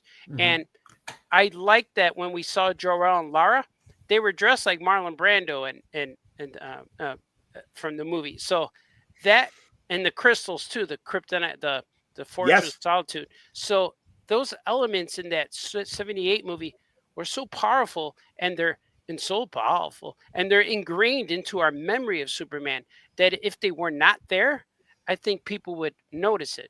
It's like, and even in Batman, every Batman movie since Michael Keaton, he wears all black and he has the gruff voice. I'm Batman. Like, it started there.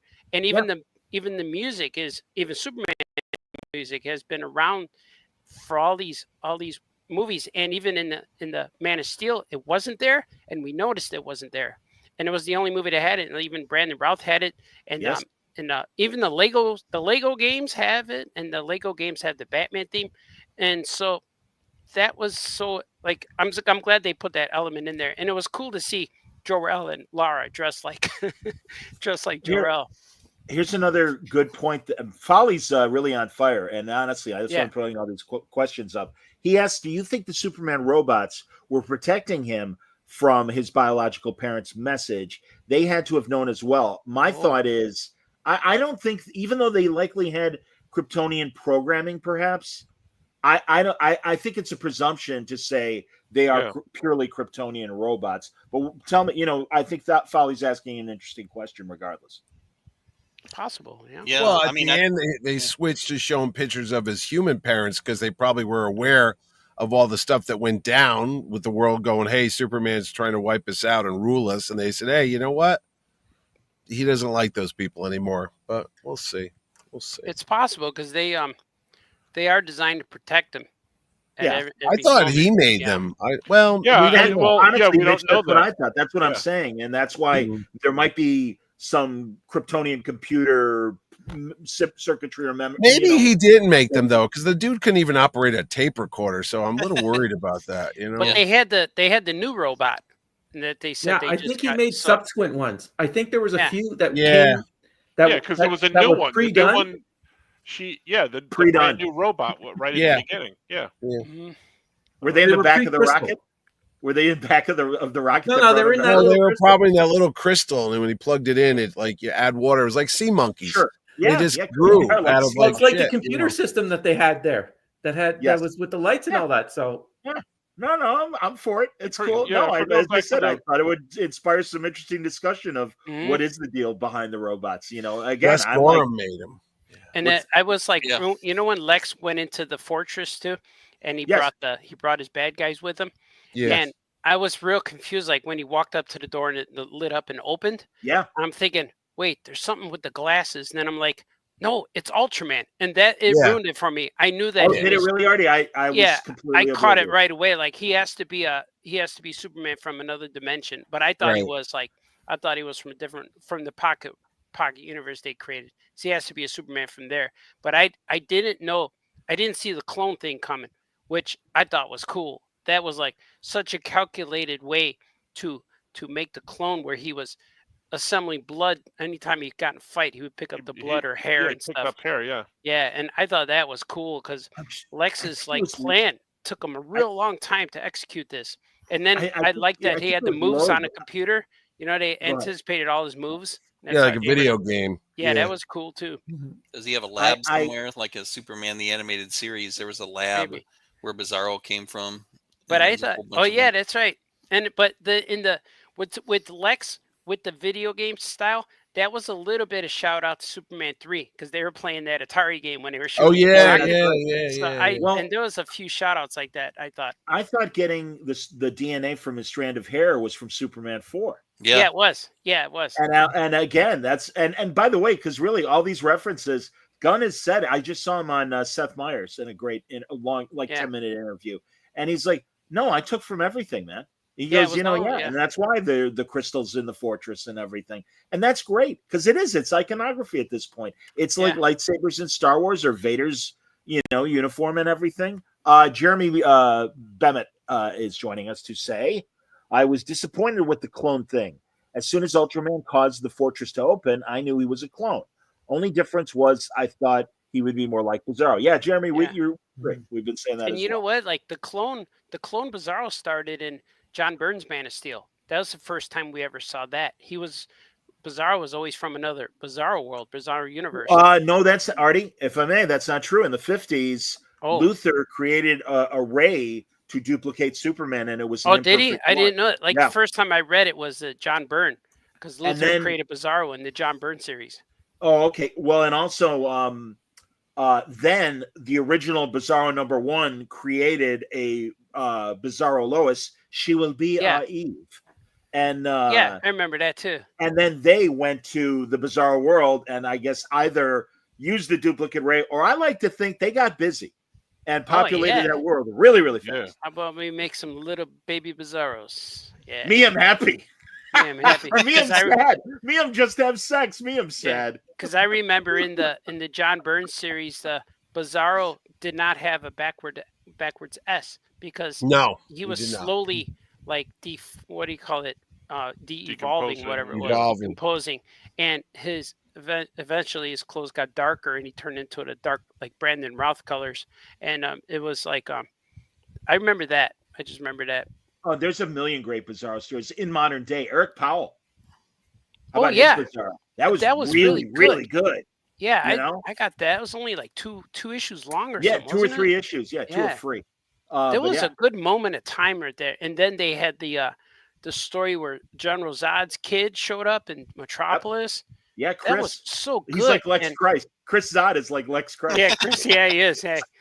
Yeah, a little bit Lex Christ. But Lex Christ don't have powers. That's why he's so mad. By the way, all right, we got to call Jurgens and Ordway, and that we got to make that story that Chris Zod fights Lex Christ. Yeah, because we had that in Superman Family Adventures #14 had that. General Zod's son was in there, but we ended at number 12. But number 14 was going to be Oh, it was going to be cool. I still have the story and sketches. But shout out to the YouTube channel Calamity Comics, because they gave you guys a really nice nod the other day. And I forget the lady's name that runs the channel, but her show is excellent. And she loves Sasha, like I think, the right? fun, crazy. What's her name? Sasha, I think her name is. Thank you. Casually Comics or something. Casualty Comics. Yeah. She or Casually. It's either Casualty or Casually. Yeah, something might be Casually. I bet it's Casually. Yeah. But anyway, she does great Silver Age stories and has fun with them and gets the joke that they are, and that's terrific. But they did a thing on Periwinkle Kryptonite, guys. Yeah, and really give it up to you guys. That was pretty cool, man. Yeah, and I know Periwinkle Kryptonite made it into the mainstream books twice, and one of them was, I think it was Darkseid or Mongol, one of those guys, talking about how they were going to destroy Superman, even if I have to use every color of Kryptonite, and green, yellow, blue, periwinkle, I don't care, I'm going to use them all. And so that made it in there, and it was 2 references, but it was always in dialogue reference. They never showed it. They never showed the effects of Periwinkle. Makes him temporarily fabulous. That's what it does. So he likes to dance. He gets real romantic. Maybe when you do the panel with Jurgens and Tom King at Terrificon, Connecticut's #1 Comic-Con, happening August 8th to the 10th at Mohegan Sun, John will be doing that panel on Sunday. Oh, I didn't know I'm on there, sir. I didn't know about this. Yeah, but I think it's at 11:30, 12. But I just put Superman and Supergirl talk with Dan Jurgens and Tom King. But maybe you could maybe we'll get like a point counterpoint, like Jane, you ignorant slut. I'll get like somebody that didn't like the movie, and you guys could all like fight. That's funny. I was at the Metropolis Superman show a few years ago with Ron Friends, and we were on a stage who's about just talking Superman, of course. But Ron Friends told me, hey, I'm going to talk about Thor and you talk about Superman. And every time I talk about how Thor would beat Superman, you say how Superman would beat Thor. And it got so cool that Ron Friends, I thought I got him mad, but he was totally kayfabing. Yeah, but he would say, here's how Thor would beat him. And then I'd let him go on. And then I would just tell him, Ron Friends, here's why you're wrong. And he's like, what? And then I'd fix it. So we're writing fan fiction with our word. It was so much fun. And everyone, because you're at a Superman show, so he let me be the baby face Superman guy, and he was the heel. It was really fun. And afterwards, that's your real man. A little shout out to poor Ed Pisker, who's no longer with us, and cartoonist kayfabe. But that'd be good kayfabe, man, as you guys like get into fake wars. And the best thing about it was like when we were done, everyone cheered, and I was like, yeah. And then afterwards, they're like, man, I think you pissed them off. I'm like, no. And I went and talked to him. He went, that was great, man. I'm like, and Brett Breeding was there too, and he was looking back and forth. You guys know your 90s better than I do. What? Was the Peter David McFarlane thing? Was it a real debate, or was it just people that saw it think it was one of the funniest things in the world, because Todd came in with the boxing gloves and the whole thing, like looking for a fight. And David just wiped up the floor with him because he was a smart guy, actually, But we could do a wrestling thing. We'll do, the audience doesn't need to know. It's all part of the show. You can always get in there and I have problems with this new Superman. He is not my Christopher Reeve. That type of shit. You gotta have good booming, like wrestling ring kind of microphones that I want the people to know. No. And just get the crowd going like this. Come on, let's go. You know what though? Yeah, I don't have that kind of energy on Sunday. Sunday will be lucky if everyone's talking. Notice I moved the Karen Allen panel till Saturday so I could actually talk, because I'm hosting that one. People are like, why? I go, because when you have your own goddamn comic convention, you can bring in the girls you used to like. And I'm sitting there for 1 hour. It's like, don't talk to me. I'm talking to Marion Ravenwood. Oh, come on. Yeah. And then I got Haley Atwell after that, but I couldn't do it because my wife would have killed me. She's like, this isn't Mitch's harem, okay? Oh, yeah. Forget Superman's harem. No, Mitch's secret harem. I've got Lindsay Wagner. I've got Karen Allen. I've got every stage of Mitch's growth since puberty here. What's going on here? Be on the panel with Haley Atwell, and no one will talk. No. Is Adrienne Barbeau coming too? Can you answer any questions? No. Speaking about Adrienne, I will be seeing her in Vegas. Well, really? Why is she there? She'll be at the Star Trek convention. You got a date? Yeah, she's at the Star Trek. She played a character. She did? Yeah. Deep Space Nine. She was a Romulan. Nice. Oh, Deep Space Nine. I'm like, when was she ever on Trek? Yeah, that's the Bashir. Sorry, quick Trek interlude. When Bashir goes to the Romulan thing, and the Tal Shiar kidnap him, and Sloane, and he's doing it for Sloane. Oh, that was her. Okay. She's the good Romulan that's on the station, and then goes with Bashir to the conference, and she's the one that takes the fall for the real machinations of what happens in the story. It's great writing, something that every now and then escapes some modern Star Trek, but I will leave that to potentially Sunday. I haven't watched the new one yet. So No. I promise you, I'm not saying any details. Okay. Sunday, I'm just letting the audience know. We will convene. The Trek Watch guys will convene, and we'll discuss the first 2 episodes of Strange New Worlds. And I'm very excited to talk about them. Now, I don't have any opinions at all about either episode. That's fine. But here's when they do Superman 2, Elizabeth, I'm coming. Exactly. or when they do a sequel to this, or Justice League, or whatever they're going to do with Gunn, whatever's next. If they just showed you the Hall of Justice from the Super Friends, I actually sat there and go, if he shows that Darth Vader looking head that the Legion of Doom used to hang out in that swamp, I'll be all over that stuff because it's goofy, but I'm like, what the hell? Why not? If you're going to do the thing, do that. Superman's world. It's possible. That and the Fortress and the Hall of Justice. Absolutely, man. No, you damn well. The Legion of Doom damn well better be there. Meanwhile, I would love it if they had like Ted Knight voice some out of nowhere, like they're watching TV and they just turn a channel and you hear. Meanwhile, like what was that? Well, I don't think you guys were because it was the other Cincy Con. I don't know if when you guys go to your Cincinnati con, do you go to that natural museum that is where the Hall of Justice is based? I've never been, but I see it from my hotel room window. I thought it was a train station. No, it is. Well, originally it was a train station, and apparently there's also one in Atlanta that has the same configuration. I didn't realize that.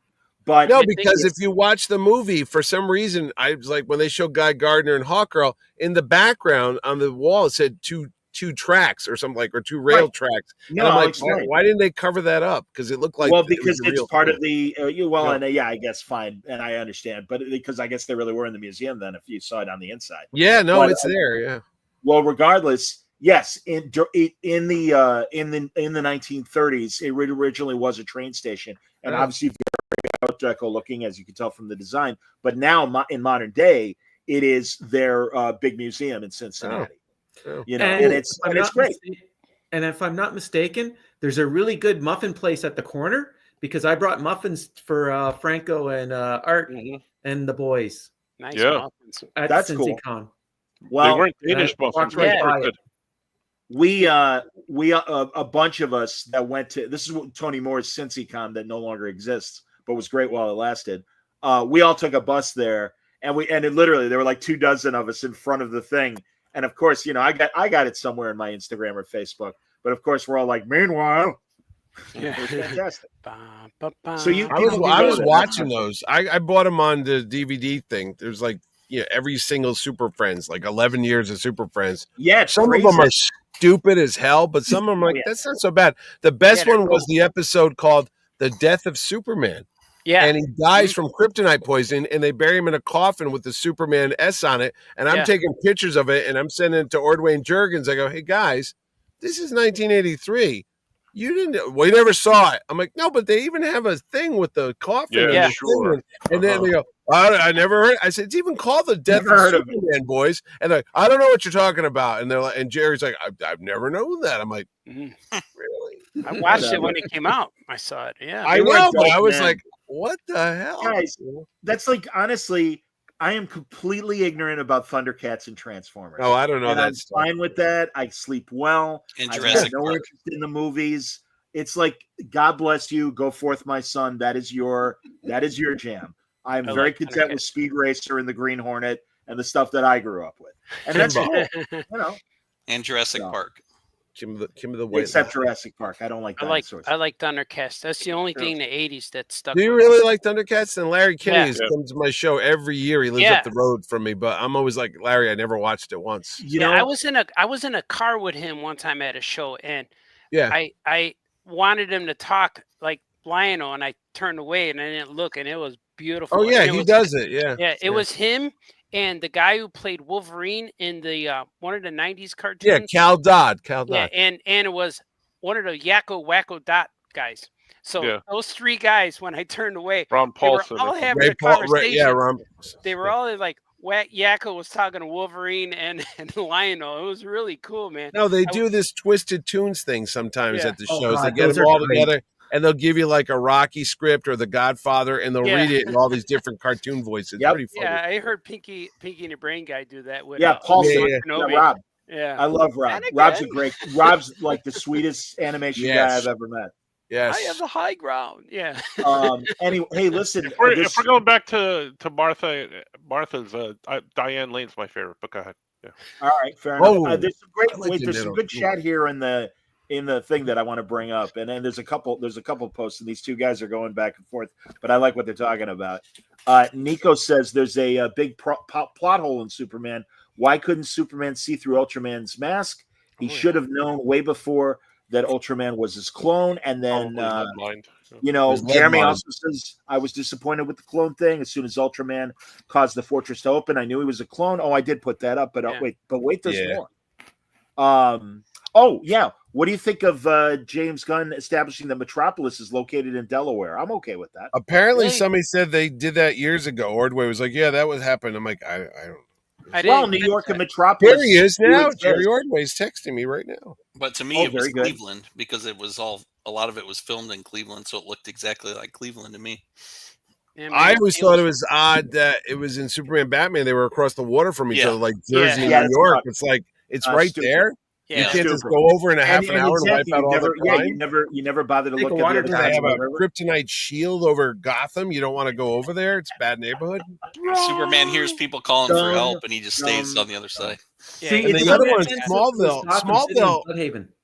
No, in Smallville, they had him sitting on the roof of the barn one day looking across the water, and there was like Metropolis. Like, wait a minute, you could see it from Smallville? It's like, 5 miles away?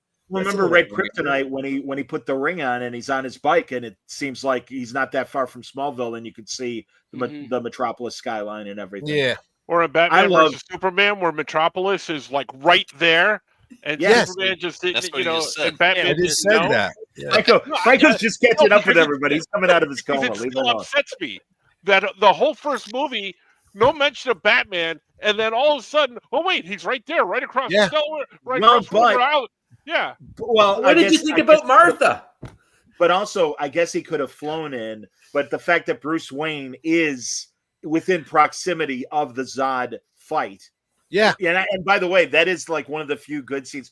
Affleck got a job. The way they connected it was good. In the midst of all that crap, of all those Snyderverse movies, I will defend Affleck Batman to my dying day. He was cool. Good.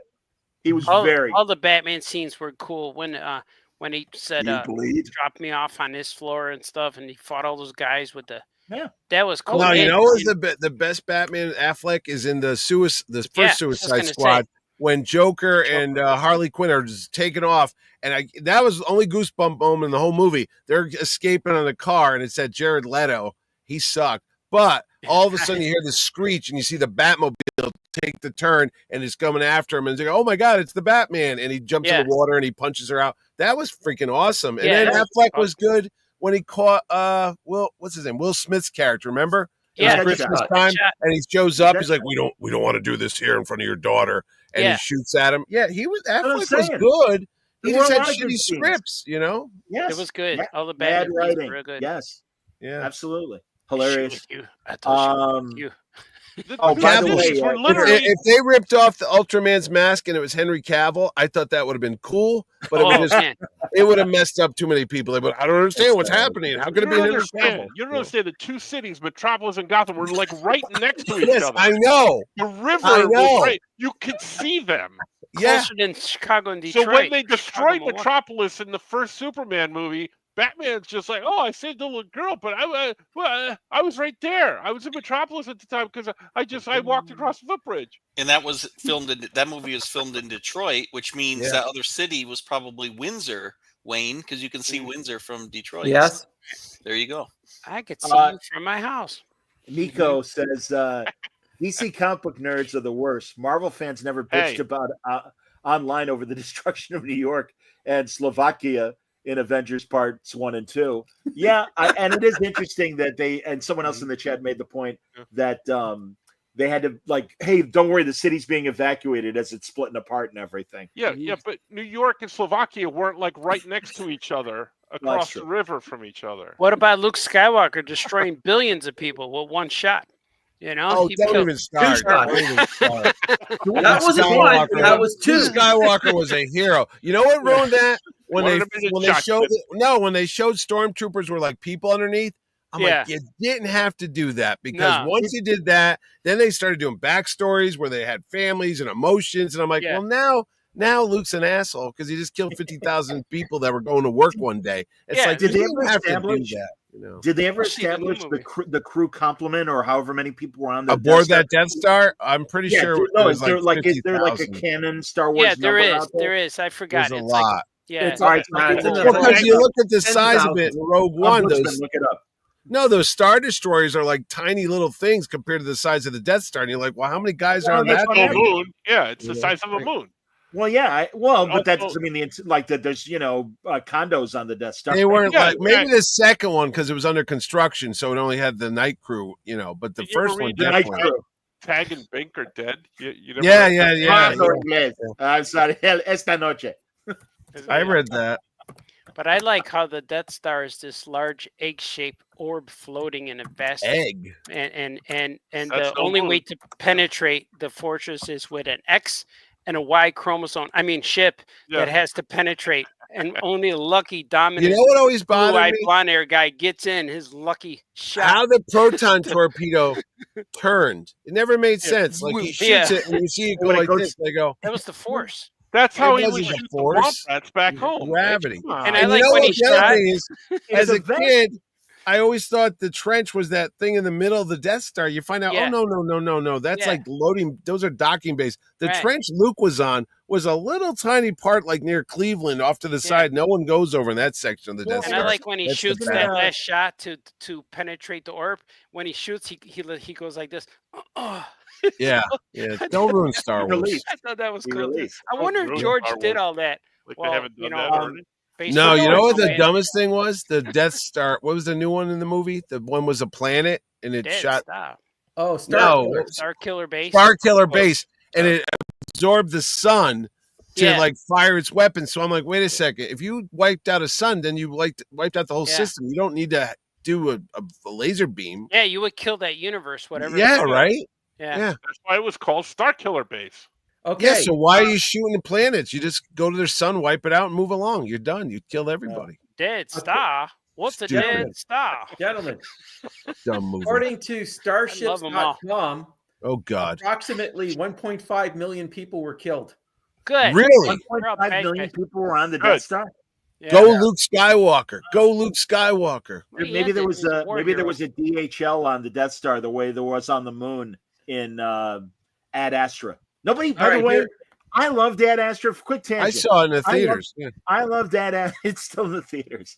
I did. It's probably still there. Oh, you saw it in the theater. No, that was the one with Brad Pitt, right? I saw that. Where Brad Pitt goes to the moon and everything. He's in the moon buggy and they're shooting ray guns on the moon. I think I'm the only person that loved that movie. No, it was okay. It was okay. But I just loved how, to me, it was the coin opposite of 2001, where 2001 it's like, wow, look at the future. And, Ad Astra was like, yeah, the future. There's a DHL. There's a subway. The terminal looks like any airport terminal. I loved that. I thought that was really a great. No, they started having that in 2001. It was the AT&T was on the phone, not as much as that Astra with Subway. No, but you're missing my point. My point is, it looked much more futuristic in what they showed us in 1968.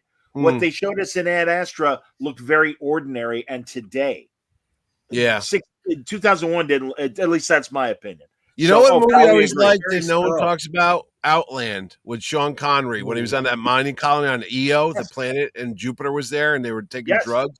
No, I don't like that little thing he was wearing, that crotch halter thing. No, that's Zardoz. That's a screwed up movie. Oh yeah, no, the diaper, I wear that on weekends. It's awesome. I got it on right now. Yeah. You know who Zardoz inspired in the Superman universe, don't you? Oh yeah, that weird guy who? The gunslinger of something. I read the book. It's not Terra Man. Not Terra Man. I know, but I missed the question. What was the question? Who did inspire the outfit? Yeah. Zardoz, the Sean Connery movie, inspired a Superman universe character. Yeah, I forgot his name, but I know his name. Jimmy and Does anyone else raise their hand if you know his name? Yeah, I forgot his name, but I know who he is. Don't raise your hand. Zardox or something. No. What was that? Say it again. I don't know. So. I forgot his name, but I know that he Zardox. But I think he fought Power Girl. Var with a V. Vartox. Vartox. And he looked like Sean Connery. Yeah. Totally manly man chest. Wore a vest. Kind of Village People-y. Yeah. Yeah. But also he was balding. Wayne, how are you? Sorry. Wayne could cosplay as Wayne. You dress up for autographs all the time. Do it. Do the Zardoz. My God, if you run into some Superman celebrities, you've got a Vartox. Here's the problem. The medication that I'm on, I would be the middle-aged Vardock, and so it's you not would need pretty. Sadly, you would need the diaper. Definitely not pretty. And oh, Wayne, I'm so sorry. Between that character, not pretty. That is a class. I believe Wayne has a legitimate excuse. He's excused. No. The you know what? I'm on right now. No way. I bet it's not like you can cosplay at home. Wayne, keg going on versus I am the ultimate muffin man right now, according to the medications side effects. There's nothing stopping you. Wayne, there's nothing stopping you from cosplaying at home. You can have people. How do you know that? How don't you know that I don't do that already? I do have the ability to get to the diaper aspects of it. Nice. Yeah. Between that character and Martian Manhunter, they have similar outfits. They could swap. Martian Manhunter was voiced by Carl Lumley, who will be at Terrificon, Connecticut's Terrific Comic Con on August 8th to the 10th at the Mohegan Sun. Tickets on sale now. That's coming up soon. I'll be there. Mm-hmm. You know who will also be there? Franco will be at Terrificon, Connecticut's Terrific Comic Con, and Artie will be there. Yeah. And Suntress will be there doing like 20 panels. Yeah.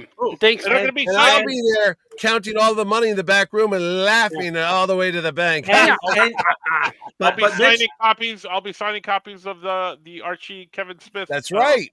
Book for you. Yes. What's more important? You can blame all the panels on me. Yeah, yes, that's right. Wayne did the panels with me because I had to get it done for the program, and Wayne came through and did all the ideas. Excellent. Nice. Is there a Migo panel? No, but Migo will be there with you. I got my Migo Fantastic Force today in the mail. Did you? I got my Electro. I just got him. Nerd. Show it, Artie. I'm looking for him. Where did I put him? He's here somewhere. That's the guy. I'm going to get him. I'm going to show him. Electrical socket. Nerds. Charging up. Migo.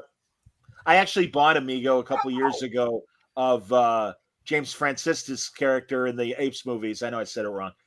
Brent. I got a Brent Migo. You know what's so funny? I bought a Migo at the All Yeah Comic Shop in Harrison, New York on Halstead Avenue. And I paid only $19 for it, and it was worth $200. Wow. I was able to pick up this guy. Somebody made a mistake. The Electro. I bought it and didn't realize it. Ooh, look at he's cool. I don't. They came in the 4-pack, but I don't have all the guys. But I just bought him. I got the 4-pack. Look at this. Well portrayed in the. Hold on. All right, Mitch, hang on. No. It's a Brandon Ralph Superman toy from the Burger King. I just found it on my floor. But look, wait. You could get this. I know it's green screen. Damn it. Hold on, let me turn off this goddamn green screen crap. You put it right in front of your face. Gas station. If you put it in front of it, no, it doesn't work. It's Franco's book. No. Anyway, talk amongst yourself. I'm moving my little thing around here.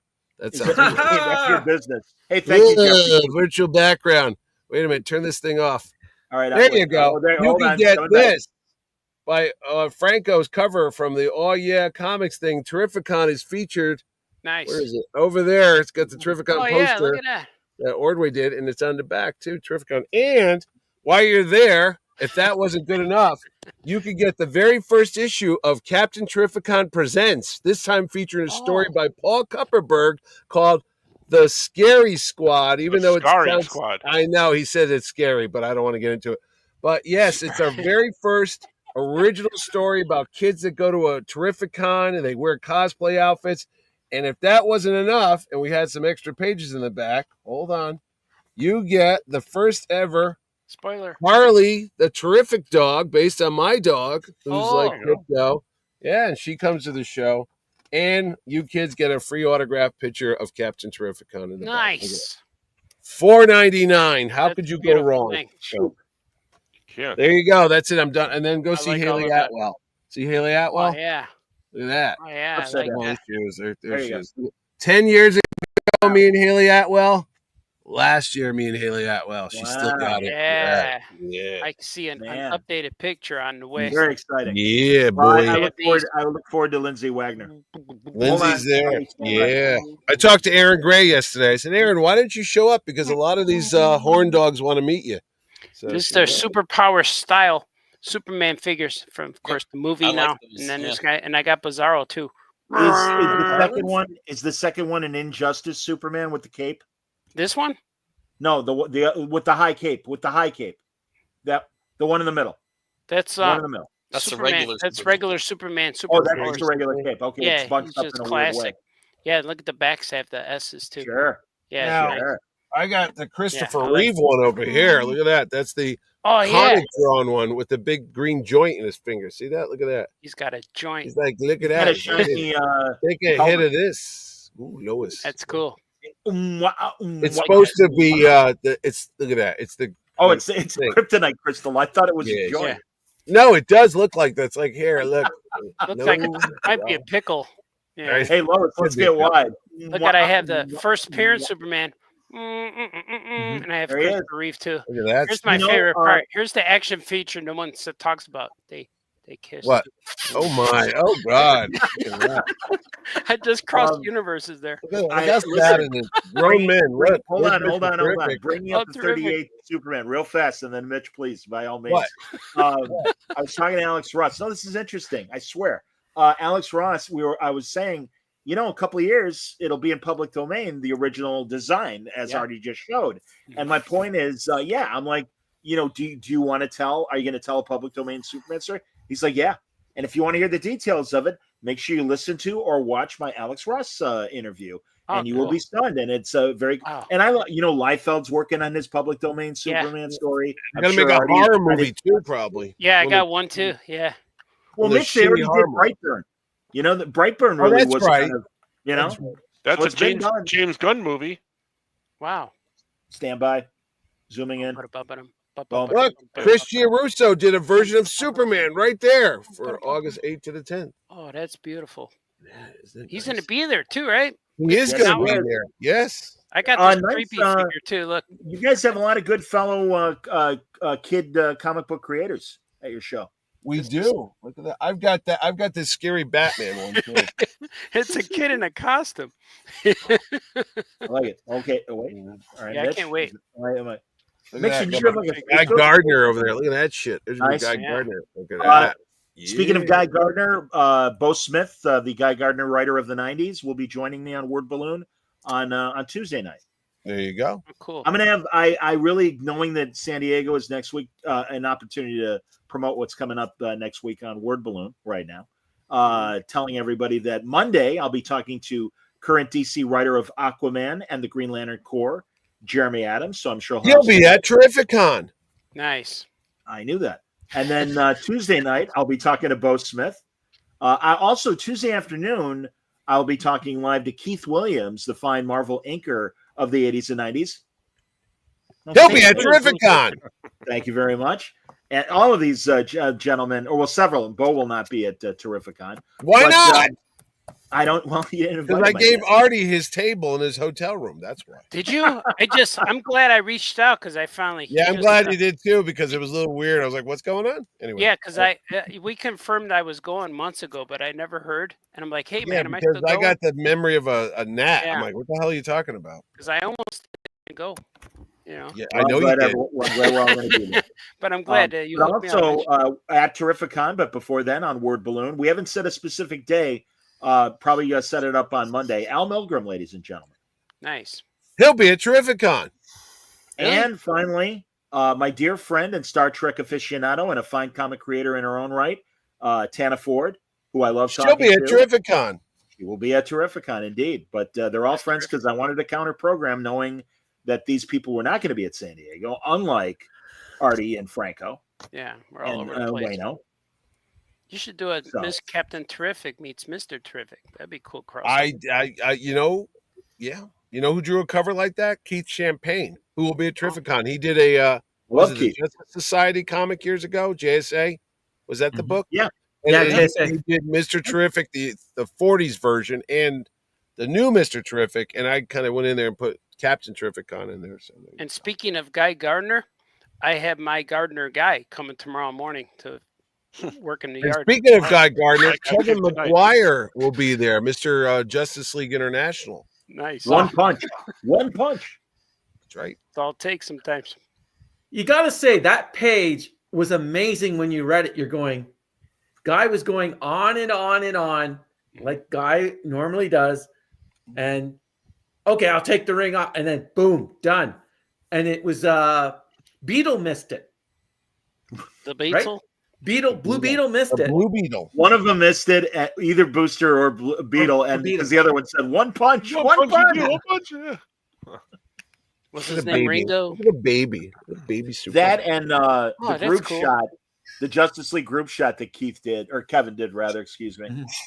Got Keith Williams on the brain. Keith. But I love his homages that he's done, and also the print that he made of the classic punch scene from Batman's perspective and everything. No, that's good. What is that rocket ship you got there, young Mitch? It's a metal toy that you could wind up and it goes along like this. Yeah. But it's got baby Superman in it. Oh, it's got Supergirl in it, right? No, it's Superman. He's got little swaddling clothes on him. Oh, I like see. Baby He's Jesus. got blonde hair though, yeah. Yeah, No, exactly. It looks like he's blonde like hair. wrapped up. It could be her, but I think she was older. It says Superman on the fin. It says Superman, yeah. Jeff Loeb and I were discussing again his fine Superman Batman story that had the Mike Turner covers and Ian Churchill's interiors when they reintroduced the girl from Krypton. Rachel. You come back. I am from the future. Parallel dimension, whatever that is. Pocket. Frederick. Rachel. My darling. Peloponnese. They don't make many. Yeah, exactly. It's string of Peloponnese. String of Peloponnese. Very nice. All right. What else about the movie? It was in color. Yeah, it was in color. I got to admit the post-credit scenes, fine, great, love. They should have taken the Supergirl thing and put that at the very end, and that would have been cool because it would have led into it. That thing with him and Mr. Terrific looking at the cracked building. I loved it. It was my favorite part of the movie. You're stupid. I was kind of waiting. Like when the credits started, I knew there were going to be scenes because I didn't read what they were, but everyone says stay for the credits. I'm like thinking to myself, I bet it's going to be something with the engineer because they didn't show her in a while. I thought, maybe like Brainiac. She downloaded some Brainiac stuff. Yes. But that's okay. They can say that for another movie. But that's what I was kind of thinking was like maybe when she plugged in, there were more things that she pulled out that they didn't reveal and they were going to tease or something. My suspicion is Brainiac in the end credits of the Supergirl movie because we're going to be in outer space anyway. Watch, it'll be Brainiac 5. Rachel. Kara, Supergirl. Or do you think it'll be the Legion of Superheroes, Johnny? Scoot, there's so much to get to, truly. And that's what I'm saying. I really hope we're going to hear about more directors because I don't know certainly I hope Gunn is going to be too busy to be the only director to do Superman. Because that's what I'm saying. I'm like, are we going to wait 5 years for the next movie? Maybe Taika Waititi could do one. Sure, he can. I'm for it. James Mangold can if he wants to. I heard he's doing. What movie is he doing? Mangold. Taika. He's doing a Star Wars. I said. No, I think if I read it correctly, he's doing a Judge Dredd. If I really? Wow, that'd be great. That'd be great. Nobody With Carl Urban? I don't You know, know. there was Carl Urban news today that he's doing, I forget which franchise. Mortal Kombat. Thank you. Attaboy, Scoot. Good job. Mortal Kombat. Yes, Folly confirms that, yes, Watiki is doing Judge Dredd. Oh, wow. That's cool. I hope he has Judge Death in it. That was always cool. Yes. Right? Well, that's weird. I saw, actually, Titan sent me a press release, and it was of Judge Dredd. And I didn't know, with just the image. And I'm the last one to know, as Delamitri used to sing. I don't. Do they still print Judge Dredd comics? Is that still 2000 AD is still going strong? Really? Yeah. I've never seen him at my shop. Truly, Mitch.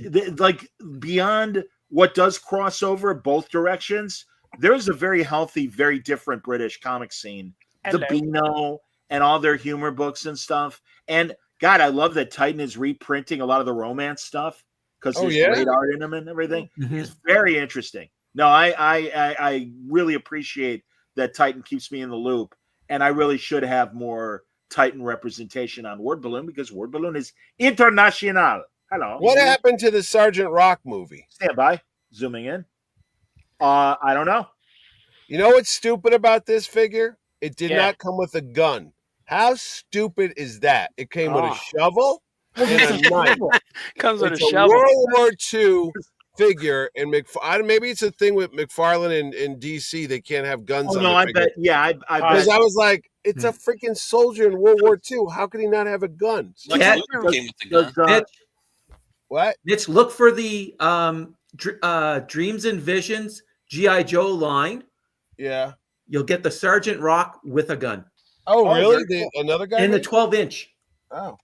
Yeah. Like when we were kids. No, Exactly. I was joking. I said the Lex Luthor toy will come with the gun. No, look, I mean, you got Mr. Freeze has got a gun. I mean, Wait a minute, stand by. What is that? Mr. Freeze. What is that? It's Mr. Freeze. Mr. Freezy Pop. Oh, yeah, of course it is. I didn't notice the dome. Captain Cold's got a gun, you know. Yeah. Everybody, they're not real guns. They're freeze guns. So the Homecoming Queen has a gun. Everybody freeze. Exactly. You don't hear that song anymore on Oldies Radio. Gee, I wonder why. Oh, I was putting together the soundtrack. Oh, you want to hear this? I was telling Franco, I was putting the soundtrack together for, Terrificon, all that shit. So the thing of it is, you know that thing, Dire Straits, Money for Nothing and the Chicks for Free? Mm-hmm. Yes. You can't put that on there anymore because I was going through it and I was listening. I go, oh, that doesn't play. There's a radio edit version of it. Oh, is there a different version? Because the one I heard was not the. No. There is a radio edit version. Oh, because I'm like, I don't remember that on MTV. Pump Duck Kicks. Put that on your playlist. Brian Moore says an answer, guys. McFarlane doesn't do the war toys in their general release line with guns, only in the collector line, but he does release the package with guns. Right. Okay. Like what, a James Gunn? Like a James Gunn. Does he make a James Gunn? Hey, all I know is Sean Gunn does not know when to get to his limo on time. Thank you, Sean Gunn. I have stories about Sean. Let's call him now. Everybody. That's not saying it. That is not that discretion by Sean Gunn had nothing to do with Mitch or Terrificon or its supporting. I could hit the button now and we can find out what his problem is. But I even have his Venmo. I even have his Venmo here, which is I don't remember the actor's name, but seriously, guys, when we met at Tuma from Wakanda Forever, Alex. Oh, Alex. Yeah, that was the greatest random celebrity meet, and it's and truly the entire rest of the weekend we're like, I kept calling him Atuma. I never called him Alex. No, But we he were was at sweet the up. Ben and Jerry's at like 2 or 3 in the morning, and he comes running by. Nice kid. I mean, he was a great guy. Oh, but he's awesome. And he was Mitch. I think it was his first celebrity show. It was his first ever convention, and that movie wasn't the best, but he was okay. No, but it was just because again we see him and clearly he is of island descent, and it's like, and again I'm like, were you Namor? And he's like, no, it was a tumor. Yeah. I was like, that's even better that you were a tumor. And you say you couldn't see me because of all the blue paint. Yeah, that and the blue mask. shit they had on him. He's wearing a mask. Yeah, that's funny. He was But that's great, man. Yeah, we I became blew friends. not talking to recent Swamp Thing. Oh, Derek Mears. Derek Yeah. Mears. I He's a blew it. nice I guy talked to too. him. Very nice guy. I didn't watch it when it was on. I caught it. No, later. it was the effects were great on that show. So it was a very good show. It was, economics. And again, forgive me, Jeff Loeb, excellent conversation with him. Really broke down, if I didn't say it earlier, the difference between television budgets for this superhero stuff and film. And literally, he's like, he was telling the Disney people, this is our budget that ABC has given us for S.H.I.E.L.D. And they're like, for, whatever. And it's like, it was, no, this is per episode. And it's like, that's our budget for special effects for a movie. And he's like, that's TV. And by the way, we have to film every episode within 8 days. What? That's the schedule. And I guess even now streaming, I had heard 10 or 11 days only. But again, that's the kind, and also the budget. That S.H.I.E.L.D. TV show, they could have done a cool Man from Uncle type of thing. Because I always go, if they made that Napoleon Solo crap in the 60s with no money, you could have done a retro kind of thing with like a Steranko, cool spy James Bond thing. You could have worked around that budget with a little bit of superhero. With a little bit of superhero. I mean, you had too many characters, and they were trying to tie into the Marvel movies. That was their big mistake. They should have just made like their own secret, like Get Smart type of world or whatever it was. No, I hear you. Sure. No, and I agree. I would have liked a more straight up spy show.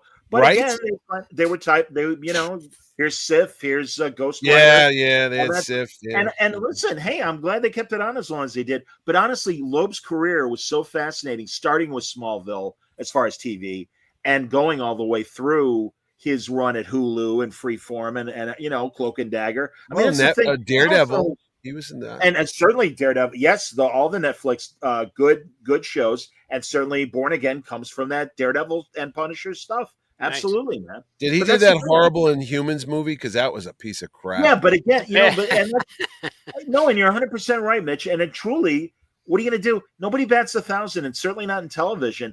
But he had 14 shows in 12 years. Yeah, 14 shows. That's pretty amazing. Your friend, is it Chimera? Is that person there? You want to highlight Chimera, that? yes. Hold on. Here we go. Chimera.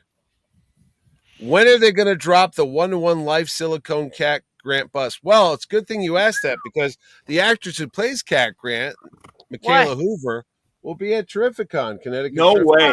Yes. Wow. She will. Wow. Don't let Johnny near her. Is Metamorpho going to be there too, Mitch? Supposedly. Yeah, supposedly. Am I going to share a room with him?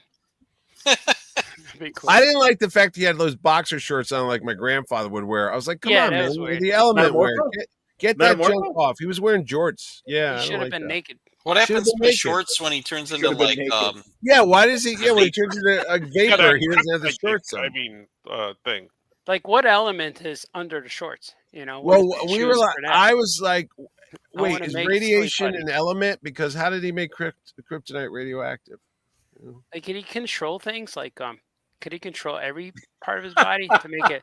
Because why did he have fantastic? Like why did he choose? That. Why did he choose to make his hand kryptonite? Why couldn't he do something else? No, he had something. Would have been. That's why the jorts were happening. Yeah. Yeah, maybe he's well hung. Mr. Fantastic. Chimera's cracking me up with his comments. I'm not going to put it on screen, but I saw that too. Yeah. That woman who played Cat Grant, she's in Guardians of the Galaxy at the end. She's what's the woman's name? The actress from Fatal Instinct or Fatal Attraction. Tglenn Close. She's Glenn Close's assistant, and then she's the voice of the rabbit thing from Guardians 3 that had the spider legs, like crazy floor. Yeah, she must be James. She must be James Gunn's buddy because they're all together. That's cool. But everybody's in there. Like Guardians of the Galaxy 3, Nathan Fillion, his girlfriend. Oh yeah, they're all in that now. Everybody's in that. Yeah. Cat Grant is 6 years older than Lois Lane because they both had their birthday on Saturday, July 12th, which was my wife's birthday. And we were all together. Franco, that's crazy. Nice. Wasn't it? Superman was July 8th, David Cornsweet, and then the other one, it was like weird. They're all the same birthdays. Well, even further, did you hear that Michael Rosenbaum provided a voice in the movie? And his birthday was the other day, too. Yeah, he wasn't Gary, but he was one of the other ones. He was one of the, and Rooker was one of them, and Palm Clementif. Both who have been that's right. Terrificon. They were all there. Yep. He was the robot that was the new robot. Yes. Oh, look. He's looking at me. Yeah. Yeah. Yep. That was Palm. You know what would have been funny is remember when he says, "Can we have names?" It would have been cool if Superman said, "You mean like Ralph or something?" That would have been cool. That would have been a nice shot. You know what? And at the end of the movie, when she was like, "Oh, can I get an interview with you, Superman?" and he goes, "Yeah," and she goes, "That would have been great." If she said that would have been swell, I would have been like, "Oh, yeah." He said swell. I want to go back to Jonathan from the new movie. Jonathan, I got to be honest.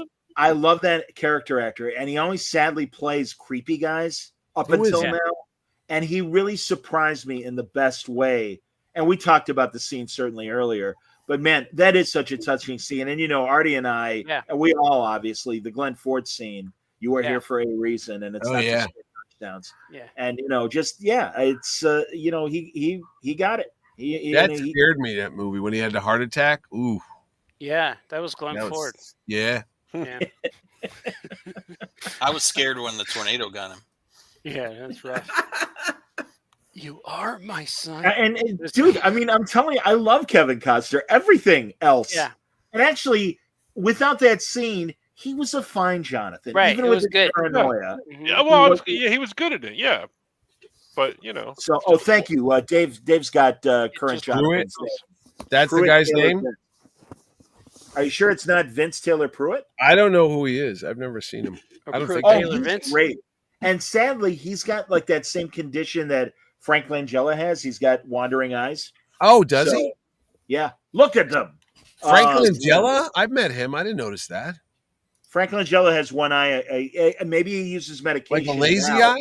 But go back. No, it literally kind of bing, bing, bings. Really? Truly, I don't mean to be rude when I say that. I apologize. He was not nice to a waiter back in 1988 in New Haven. Yeah, real specific. Frank Langella was not nice to Wayne? No, a waiter, not Wayne. He probably hates waiter. Wayne I think too. you said the Yeah, waiter. no, we were in a place in New Haven. The Tonga need food. And no, he was kind of rude to the waiter. And then I met him in the bathroom, and I was like, well, whatever. Frank Langella showed his full Harry Potter on stage, like Harry Potter. Did he? He was an Equus, wasn't he? Also in his Lolita, you see the full crank, the full Did he Zorro. call the waiter? Did he call the waiter? But hey, no. A TV movie. They adapted the Tyrone Powers Zorro movie from the 40s, and in the 70s on a movie of the week on ABC, they did Zorro, and Langella was Zorro. He's excellent, but you can see he's got an eye issue. So when he put the mask on, it was creepy. It was like it's more a little pronounced bit. with the Honestly, mask. a little bit. But Montalban is the alcalde or the Basil Rathbone part. And did you ever see a movie called Sayonara where Ricardo Montalban played a Japanese guy? Yes, I did. What in the hell were they thinking back Well, then? that's what, dude. Hector Elizondo played a Saudi Arabian on Columbo. It didn't matter if you were ethnic; they found a way. You missed Peter Lorre, who was Eastern European, was Mr. Moto. I mean, sadly, John Wayne played. What was the guy? Roddy Japanese. McDowell. Genghis Khan. Maybe John Roddy Wayne played McDowell? Genghis Khan. What now? No, Roddy McDowell was in Remo Chun. Williams. He was Chun. Yeah, Chun. He and Joel Grey both played Chun. Joel Grey, that's right. Joel Grey. Yeah. Both of them did. Yeah, and the seven something of Dr. Lowe. Seven Faces of Dr. Lowe. Tony. Yeah, that was that? Rodney McDowell too, wasn't it? Oh, really? No, Tony Randall. Tony Randall. That's right. Yeah. No, it's Ross Martin played Charlie Chan in the 70s from Wild Wild West. Oh, didn't Peter Sellers play him too? No, Peter Sellers played Fu Manchu, which is bad. Manchu, yeah. And Peter Ustinov played Charlie Chan in a movie. Really? I used to know Ustinov. It's something that I used to know. Used to all the time. Yeah. Somebody. I hate that song. I heard the Walk the Earth cover of somebody that I used to know, and then I heard the original, and the original sucked in comparison. What do you mean, you know that Earth? song, right? No. The breakup song. I have no idea what you guys have been talking about the last 2 minutes. Hey, was that rock band in Superman a real band? I don't know. I hope it is. So. No, I don't think so. Crab Babies? No, I don't think it's so. James Gunn said he made it up. Oh, But they okay. Because sounded I great. was like, I don't know if that's real or not. But Iggy Pop's other song is a real song, and that was there were only 5 like rock songs in the movie. But I got to tell you, I love James Gunn's taste in music. I really, really, and it's a lot of stuff that isn't obvious to me. but it's close enough to a lot of the progressive rock I liked in the 80s and 90s. So yeah. Thank you for the Mitch, after the yawn. Yeah. Hey, man. I understand it's late. I've been up since 6, and I'm tired. I had a you know what I got for my birthday? The goddamn hot water heater. Now listen to this shit. That's a good present. No, listen to this. Listen to this. So my wife goes, "Do you want a present this year?" I go, "No." "Do you want one?" Because her birthday's 2 days later. She goes, "No, let's save money. We're good." Okay. A month ago, we had the plumber here because we had some pipes upstairs. The sink wasn't working. He comes and fixes it, and he goes, "Hey, how's that hot water heater?" And I'm thinking, "Oh, it's all right." He goes, "Yeah, because it's been like 10 years since I put it in." I'm like, "No, it's okay. It's fine." He put the jinx on it. So 10 years. The other day, I'm downstairs getting comics. I'm walking. I go, "Why is the floor all wet?" And they go, "Oh no!" And I open up the door, and there's the hot water heater that he was talking about leaking. And then on the install date where he wrote in Sharpie 10 years ago, it says 7/21/2015. That damn thing lasted like exactly almost 10 years, and then it exploded. And I'm like, what did he put a time bomb on the damn thing? Did it ruin any comics? 10 years to the day. No, thank God I had a short box on the ground and the water was headed right towards it. And I was like, the comics. And I reached up and I grabbed him. So as we speak, I've got a dehumidifier on over there and I've got like a fan going. Sure. It's hot. And shouldn't a hot water heater be called a cold water heater? Because hot water is already hot. Thank you. Because it heats the cold one. You know how much that costs to get a new one? $100. $100. About $100. Yeah. Hey, Rainman, what do one of those new Ferraris cost? About $1. What about a candy bar? $1,000. Yeah. Try $2,500 right there. Yeah. Yeah. I got one. Yeah, the bitterest pill is hard to swallow, boys. I hear you. Hey, you could paint the old one and sell it. You know. He took the old one. I was like, "What are you gonna do with that?" You know. He's gonna fix it. Someone else's house. We'll reiterate, Mitch. Give the rundown of all the Superman related, because we can wrap up. But give the rundown of the Superman related. Well, John, I'm glad you mentioned it. If you're into Superman, and who wouldn't be, you can meet the stars of this TV show, Superman and Lois: Tyler Hoechlin, Bitsy Tulloch, Michael Cudlitz, who played hillbilly bald Lex Luthor, and Alex Garfin, who played Jordan Kent, one of the two Superboy twins or whatever they were. They'll be at the show. Then we got Metamorpho himself, Anthony Carrigan. He'll be at the show from the new Superman movie. And he's from Barry. And he was Mr. Zaz on Gotham. Mm-hmm. And we have Michaela Hoover as Cat Grant. She'll be at the show. And then if you're into comic books, and why would you be, you can meet Dan Jurgens, Jerry Ordway, Bob McLeod, Tom King, Louise Simonson. I'm trying to think of all the Superman writers. Christopher Priest. Franco and Art. That's right. You guys did one too. Everybody who ever did a Superman book is at that show. Even Brett Breeding also, and Jerry Ordway. Brett Breeding is going to be there. Yes, correct. He is one of the inkers on the Death of Superman. He'll be there. Brian Cranston. Will Brian Cranston be there? No, Johnny Romita Jr. will be there, who actually had a run of Superman artist, absolutely, a couple years ago, and then on Superman, absolutely. Chris Claremont's there. I don't think Chris Claremont ever wrote Superman, but he'll be there. I don't think so. Mark Silvestri will be there. Walt Simonson, who actually Claremont wrote, it was Claremont and Byrne. They did that Justice League. Yeah. So technically. Well, Walt Simonson, who wrote a great book called World's Finest with Dan Brereton doing the artwork, Walt will be there. Nice. Of course, Louise did John. Was it John Hammer? What's his name? John Bogdan. Yeah, John Henry. No, John Henry. Yeah. John Henry Irons. She did Steel. I think she created that character. Mm-hmm. I believe that's they all worked on the Superman 1 million or whatever it was that came out a few years ago. We did the signing that's at true, Death of Superman and Reign of the Supermans. Louise is a big part of all that. Yes, Joe Kelly will be here, who wrote that great Superman book where it's got that red, white, and blue thing with the Superman's. What's so funny about Truth, Justice, and the American Way? That's it right there. I think he created. Not funny. Was it the Inner Gang? What was the movie they made a couple years ago? Maybe that was the movie they got. Inner Gang goes back to the 70s. No, but he created some. He created some type of gang that Superman fought, like some type of crime syndicate or something. I don't know. Well, there was that White Rabbit too. That was John Henry Irons, and she was a gang leader, a bad woman. I think she's I think she was either in Black. I think she was in Black Lightning. I'm pretty sure she was in Black Lightning, actually. Well, Paul Kupperberg, who wrote a lot of Superman, Superboys, Supergirl, Superman actually. family, absolutely, big yeah, writer. He'll big be here Superman too. So a writer. lot of Superman people, but we also have a lot of Marvel people, of course, like we always do. And then Howard Chaykin. Howard Chaykin will be there, and a cast of millions. Oh, Mitch Gerads, who worked on the Mr. Terrific character for what book was that for Superman? They did a Mr. Terrific. Adam Strange, and he did Adam Strange. That's it. Yeah. But also on the Marvel side, oh god, I just had it. And Nocenti, one of the great Daredevil. Yeah, that's right. They worked on it. Jr. will be there as well. Oh, Scotty Young will be there. Mr. Scotty Young. Everybody loves Scotty Young. Yeah, he'll be there. And Kevin Eastman, creator of the Turtles, Teenage Mutant Ninja Turtles, will be there as well. Stephanie Phillips will be there. I mean, a lot of people are going to be there. Absolutely. Joel Jones. My friend Tana Ford, absolutely. Tana Ford, Jeremy Adams is going to be there. Keith Williams, Franco's going to be there. Artie's going to be there. Yep. Joe Jusko will be there. The great Joe Jusko. How are you going to fit all these people? That's a lot. I don't know. I'm going to get the pocket universe and just shove you all in there like Lex Luthor. Do I get to share a table with anybody? I don't even know where you have a table right now. I think the loading dock is going to be a good spot for you. Bring your suntan lotion. Yeah, just bring a podium. I'll be wondering. Folding table. Yeah.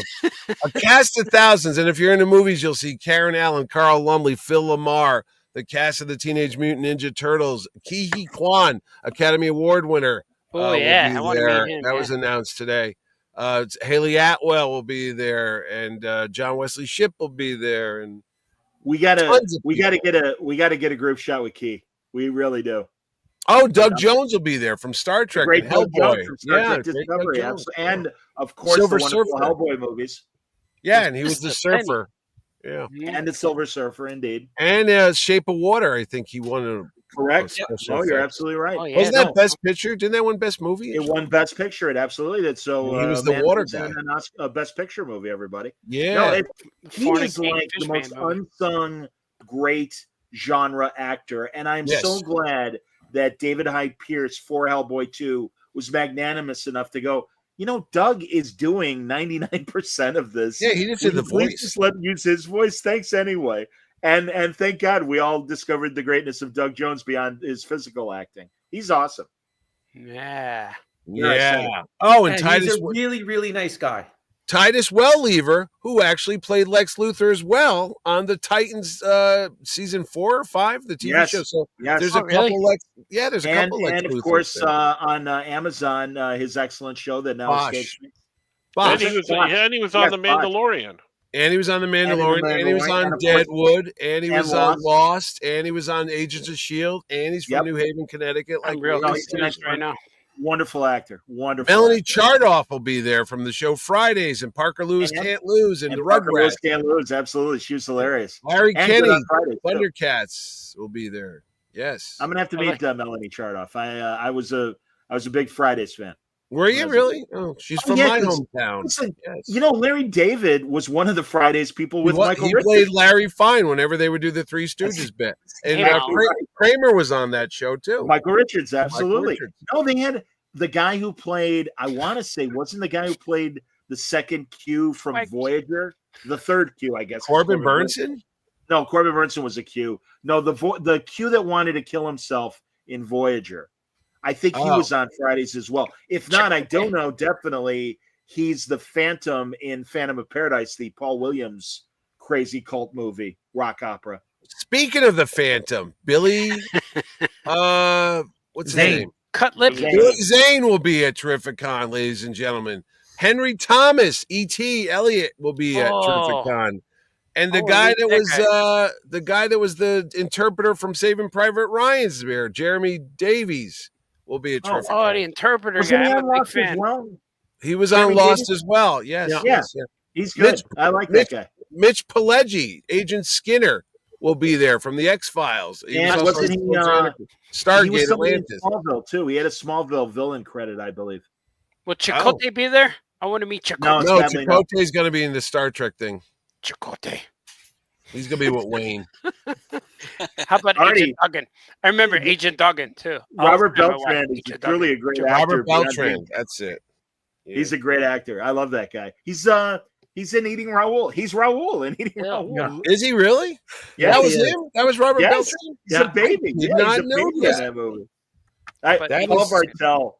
One of the weirdest, much like a John Waters kind of weirdo director. Paul Bartel, yeah, I remember him. But man, one of the funniest guys that ever lived. I love that guy. Jonathan Hickman will be there, ladies and gentlemen. Very true. Indeed. Humberto Ramos will be there. Charles Soule will be there.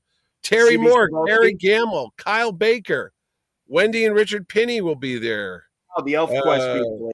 Jim Starlin, Steve Englehart, Ron Garney, Mr. Christopher Priest, Kevin Nolan.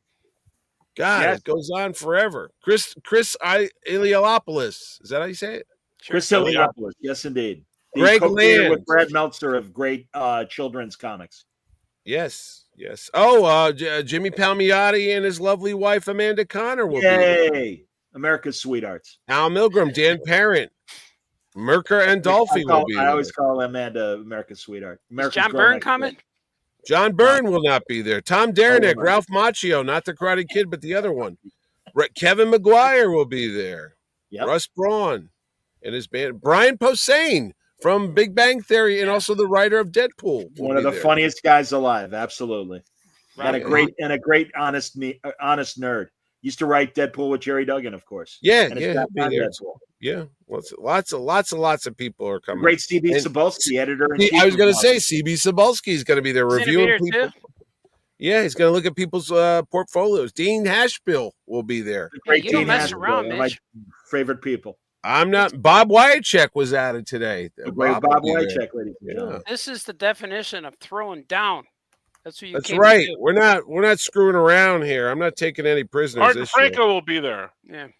Art Franco. I'm bringing my boy with me too. You guys, you have a significant celebrity group, but you also always have a great comic group. And because Lee Majors will be there. The $6 Million Man and the Bionic Woman will be there. Lee Majors and Steve Miners. Hello. Hello, Supergirl. That's crazy. Yeah, that's a good list. I'm going to Terrificon, and if you know what's good for you, kids, you'll go too. All the fun of a big area. All the fun of a big city con without the expense. There's free parking, and tickets are only $40. So hey, man, you go find a goddamn show that's it's really, folks. I know the price of a lot of other cities and a lot of other cons. One of my favorite It really shows. is a good deal. You know, so right. And all the beer, wine, and sangria you could have, just like Beefsteak Charlie's. Beefsteak Charlie. I know that guy. And Pepe's Pizza. That's right. And Pepe's Pizza. That's right. Really? Well, that's true. Right there. Right there. Right on premises. Can't wait, man. I'm going to eat a lot of things. One of the great Connecticut has excellent. I say that as a Chicago pizza guy. Connecticut has excellent. That's pizza. right. Pepe's is wonderful pizza. World famous. Would not be disappointed by Pepe. World famous. Pepe will do this again. That's where I went to go eat pizza right before Superman. It'll be documented in my 13th Dimension article tomorrow. Hits tomorrow. Which Pepe's did you go to? The one in Stanford? Oh, you went to Danbury. Oh, that's not real. But sure, it's great. Not a real one. Sucks. It's not the New Haven one. It's a pretend one. Real as real can get. It's make believe. It's not real. That's it. It's a good show. You know who won't be there? Wayne won't be there. WAGMS? Wayne won't be Scoot there. won't be there. We'll see them again. But they'll be there in spirit, though. Sure. Like Jedi spirits. Wayne will be partying with Chakotay. Last year, Wayne partied with. Oh, did you come last year? No, you didn't. No, I got sick after the. Oh, that's right. That's right. I was going to say Ethan Peck was here last year from the new Star Trek show. Yeah. But I'll remind people while we're talking about Star Trek that Sunday night we will do a Trek watch and discuss the first 2 episodes of the brand new season 3 of Star Trek Strange New Worlds. What is up with Mike and the crew? Mr. Terrific should have a TV show. I don't know about a movie, but I'd watch him on a TV show. He does. Well, you mean as Mr. Terrific. The actor that was in the movie should be on like a HBO show. He's on For All Mankind. No, as Mr. Terrific. I see what you're like saying. that. Now Yeah, Penguin. They're going to do a Mr. Terrific TV show. Really? They're talking about it. Yeah. Oh, they're talking about it. Okay. No, he said on record that he signed a multi-project deal. Oh, okay. So, and they're talking about the rumor is that there's going to be a Mr. Terrific show. TV show. Wonder if They should team him up with Jimmy Olsen and bring in Miss Tessmacher. That would be a good show. Yeah, I'd watch that. Mutant Toes. Yeah. Mutant Toes, Jimmy Olsen, and Mr. Terrific team up for mayhem and ensues. As I said, I want more Wendell Davis or Wendell Smith. You can watch him on Elsbeth. He's on Elsbeth. Wendell Smith was the journalist that helped Jackie Robinson when he was breaking into the majors, and also Chicago guy. Artie used to write for the Defender. Well, he was in Thunderbolts too. I haven't Which seen that. and he was. Are you talking about the guy that played Perry White? Oh, Wendell. Wendell was in Thunderbolts. I forgot about. Yeah, that. he was like a congressman. Senator or something. Yeah. No, senator or something. Yeah, you know, Harry Winkle. Seen the Thunderbolts, and then by the way, because this really kind of bridges in between. Superman's like the white stuff of an Oreo, and on the one cookie it's Thunderbolts, and the other cookie is Fantastic Four: First Family. That's and my next week. Isn't it surprising that the Thunderbolts didn't do better? Yes, it is. I thought it was a good movie. I don't know. It was a really good movie. I got to watch. And it is a shame. And based on that, I wonder as we go to the other side of the Oreo to the second cookie, meaning Fantastic Four: First Family. Yeah. I honestly am going to be very interested in what kind of level of interest there is. John, because unlike Superman that is universal, Fantastic Four, I know there were movies 20 years ago. I honestly don't know. I mean, they've certainly promoted the hell out of it, but thoughts on the performance of Fantastic Four? John, you don't say it Fantastic Four. You have to say Fantastic Four. That's how it's said. Four stick. I watched the old one with Roger Corman the other night because I had a clean copy. That of is it. hilarious. That movie. No, it's not that bad. It's not. No, it's real good. Did you watch the documentary Doom? Yeah, no, I bought it. The guy's on eBay for $24. You get the documentary called Doom and the movie. And the movie, which is a clean cut from the 35 millimeter, so it's actually you could watch it. It is a clean. Yeah, that's quality. I hear you. $24, not bad. Again, nobody has a thought on my serious question. I love it. I think it'll do pretty well, but not as good as be fine. Oh, about the movie? Yeah, Fantastic Four. I keep seeing more and more things about the movie. Like every time they show something, like today, I learned something about the family and stuff. And I'm like, oh, I didn't want to know that. Like, that's what I said. I was like, wow, we're getting desperate, aren't we? I was like, why are you doing that? It's a big plot point. And I'm like, well, and also, I also am like, based on the end credits scene in Thunderbolts and what we know, I'm assuming that's after the events of this movie. Right. And doesn't that suggest that maybe the Fantastic Four loses? That's what I'm thinking. And they are thrown into the 616. Yes, they escape Galactus. Yeah. There's a rumor that isn't the Fantastic Four. That's Doom. Oh. And that he says it's an extra dimensional. Yes. Could be. They said there's an interdimensional ship coming through space, and we're like, what do you mean interdimensional? Yeah, but they showed the ship. If they had just shown the ship without showing the logo, I would have been much happier. But I certainly respect the theory that you've heard, Wayne. I don't know, but yeah, like I said, and also just the proximity to Superman. I want to see, will it impact Superman's gate? I don't know. I think Superman is going to be #1 movie until Fantastic Four. Then I think Fantastic Four is going to take over for 2 weeks, and then Superman is going to pick up at #1 after that. Here's the weird thing about all this. We saw F1, the car picture with Brad Pitt. It was in the IMAX theater, but then Jurassic Park came out, and it was in the IMAX theater. Then that left a week later because Superman's in the IMAX, and Superman's there for 2 weeks now. And then Fantastic Four comes. I'm like, wait a second. Do they not have enough theaters out there anymore or enough screens? Because it's like all the big movies are being put in the big IMAX to get the big money because it's a higher ticket price. Absolutely. And then they keep moving them around. Like we walked in to see Superman. It was in like 7 of the 13 shows. I'm like, what is happening? I honestly don't count the IMAX theaters because frankly, if I get it free, I'll do IMAX. Otherwise, I'm sorry, I'm an old man. I'm not paying that much money to see. Well, we only go to IMAX. I like the big ass. And I absolutely respect that. But that said, Are there more than one? Is there more than one IMAX screen, or are there several at the? No, there's one in Milford and one in Danbury. Okay, well there you go. Yeah, and I agree with you, Mitch. I don't understand that. Why again that they're bunching? I mean that's always every summer, and I recognize that. But also just the shorter windows now for the blockbusters. You know, 3 months was not an exaggeration. No. You know, back in the olden days when we were younger. And I don't understand this 6-week gestation, and then it's out in the theaters, and the rush to streaming, which has been proven to be a bad move by all the studios. Yeah. They all over-invested in it and stuff. And I just don't understand why it's taken them this long to course correct. You know, Sinners is on HBO. I only saw that in the theaters with Ordway like 3 weeks ago, it seems like. I'm like, wait, why did I bother spending money on this thing if it's on my free HBO? I'm like, it just came out in May. Bingo. You know? And I don't know. I honestly don't know because that's a good movie, though. It was an amazing movie. It's the best independent, not tied to any other previous idea movies, I think, of the year. I think Sinner's the best movie of the year. Nice. And I liked F1 a lot. A lot. And I bet F1's going to be on Apple TV like next week. That's why I'm like, why did I spend money on this shit? What is that, F1? It's the car picture with Formula One racing with Brad Formula Pitt. One racing, Artie, with Brad Pitt. Oh, I see. Is that like that other one? They had a car movie a few years ago. Yeah, too. Ford versus Ferrari. No, there was one with Thor too. Ford versus and Gran Turismo. Because I was just calling it. No, Gran Turismo. No. Thor had a movie. I can't think of what it was called, but he was a race car driver. Thor. Yeah, he did. Hemsworth. He Chris did. Hemsworth. You're right. I forgot about something like that. Ron Howard made it, I think. Howard. You're right. Sucker or something like that. Because I was just calling it. I was just calling that movie F1. That's what I thought it was called. And Jaws is coming out in theaters at the end of August. I'm going to go see that again. Yeah. I don't want to spoil it for you.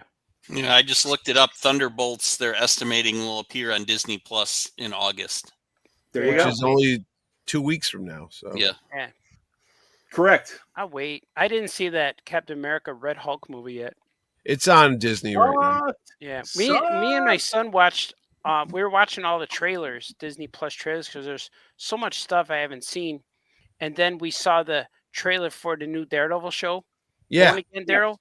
And he said, and I didn't realize that like his first experience with the Kingpin is from Hawkeye. And because we watched that Echo trailer and we watched a bunch of them, but Echo looked really cool. I want to check that. I didn't even know that was a thing. And I said, what's this? But when we watched Daredevil Reborn, he says, Dad, is that the Kingpin? I'm like, yes. Yeah. He goes, who's that? Who's Matt Murdock? I'm like, wait, you don't know Daredevil? He said, no. So we went back and watched the Netflix Daredevil. We watched the first like 2 or 3 episodes the first night, and the next night we watched the next 4. Man, my son was blown away by it. And it's really cool to hear his perspective from it because we watched it and he says, man, this is really violent compared to all of the other Disney Plus Marvel shows. And I'm like, you want to watch another one? He said, yeah. So we watched him. He was really into it. And of course, the hallway scene in the second episode, that was like, and he even said it before. I didn't want to say anything, but influence him anyway. But when he watched it, he said, I think that was the best fight scene I've ever seen. I'm like, yeah, it was, man. And we're almost done with the first season right now. And we just got to the Kingpin's origin when he's trying to date. Date with the girl and they blow up the city and stuff. And so my son never knew the Kingpin because when he showed up in Hawkeye, you just know he's the bad guy. Yeah. And so it's cool to see Daredevil's origin and Kingpin's origin. So, and I never seen season 3 of this Daredevil show. So, and great. I haven't seen the new one. So, well, you got to watch Defenders. It goes season 1, season 2, and then it goes into the Defenders, and then it goes to season 3 because something happens in that movie. Oh, plus it wouldn't hurt to watch the Punisher stuff on Netflix. Yeah, you got to need the Punisher. I tried so far behind. Yeah, I saw. All I'd say, Artie, regarding the Disney show, and we've all talked about it on our shows. It's excellent, and I'm so relieved because it's weird, guys. Because initially Hulu was kind of like Touchstone with Disney, where the Touchstone could be the more adult stuff, and back in the 80s and the 90s, and it seemed like Disney Plus they really wanted to keep it family friendly, which I totally respect. But now, Christ, everything that was good on Hulu is on Disney Plus as well. Yeah. And Born Again is an R-rated show. Yeah, oh God, yeah, New it one gets is over an the R-rated top. show. Because I was always told it was slower. I heard different reviews. I didn't go into it too much because I don't want spoilers, but I heard it was a slow burn type thing.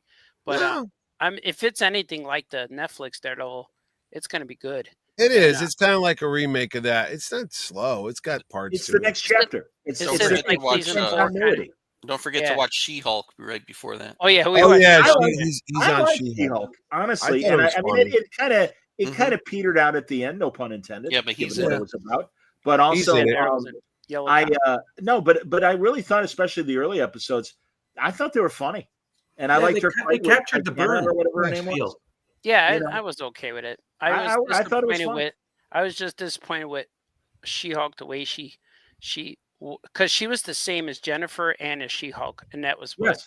And in the comic, she was the way Byrne is in the way she was. When she was She-Hulk, she was confident in every way, and she liked being She-Hulk because she didn't want to be shy Jennifer. Yeah, but in this one, she's still Jennifer as She-Hulk, and it's not really. It's not how she was, but I got past that right away, and I'm like, okay, because there was a moment in the She-Hulk show where she needed help getting dressed by her fashion designer. Yeah. And in the comics, she already knew. It's like she's like Barbie with muscles. Like she already knew how to be fabulous and do her hair and dress and makeup and stuff. And she knew how to do that. So this one missed that for me. But I liked. I do like Tatiana Maslany because she was great in Orphan Black. And that really blew me. And I mean, that's another show that, frankly, I think kind of fizzled before it was over. But I really appreciated the first few seasons. And to play all those different shades of the clones that she was, that's really great acting. And she really, really nailed it. And and being so young, she really blew me away. So I already was like in her camp for She-Hulk. And I'm sure that helps me love it even more. So, and Marklin Baker was her dad from Perfect Strangers. Right. Man, did you see that video recently? Oh, really? The two of them?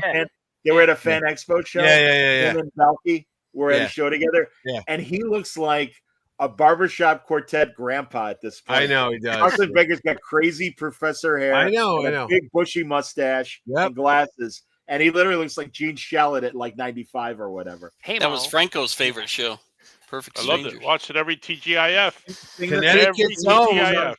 Connecticut's own Marklin Baker from Torrington. The thing I remember he was in that movie with that guy with the two names, the phallic names, Peter O'Toole. Peter O'Toole. Yeah. The thing I remember most about Perfect Strangers. Remember the episode they both wanted to go work out because they wanted to get in shape for their girls, and they were real sore when they came home. They couldn't move their bodies. This is the only episode I remember, and Belky got his cousin mad, and he started chasing him around the room, but they were walking real slow. And then he stopped them by throwing a book on the floor, and he had to go around the book because he couldn't. He's like, he had to walk around the book, and I thought that was so cool. That was the best. Laverne and Shirley with guys. Yeah. Perfect Stranger was the Laverne and Shirley with guys, and I got to be honest. I got tired of Laverne and Shirley pretty damn fast. So I hated Perfect Stranger. Remember when Shirley left the show? Somebody's got to do the theme song, please. Remember when it was just Laverne the last season? It was pretty bad. Well, yeah, because Shirley got fired or something. Like the Happy Days people, they all loved each other the entire run.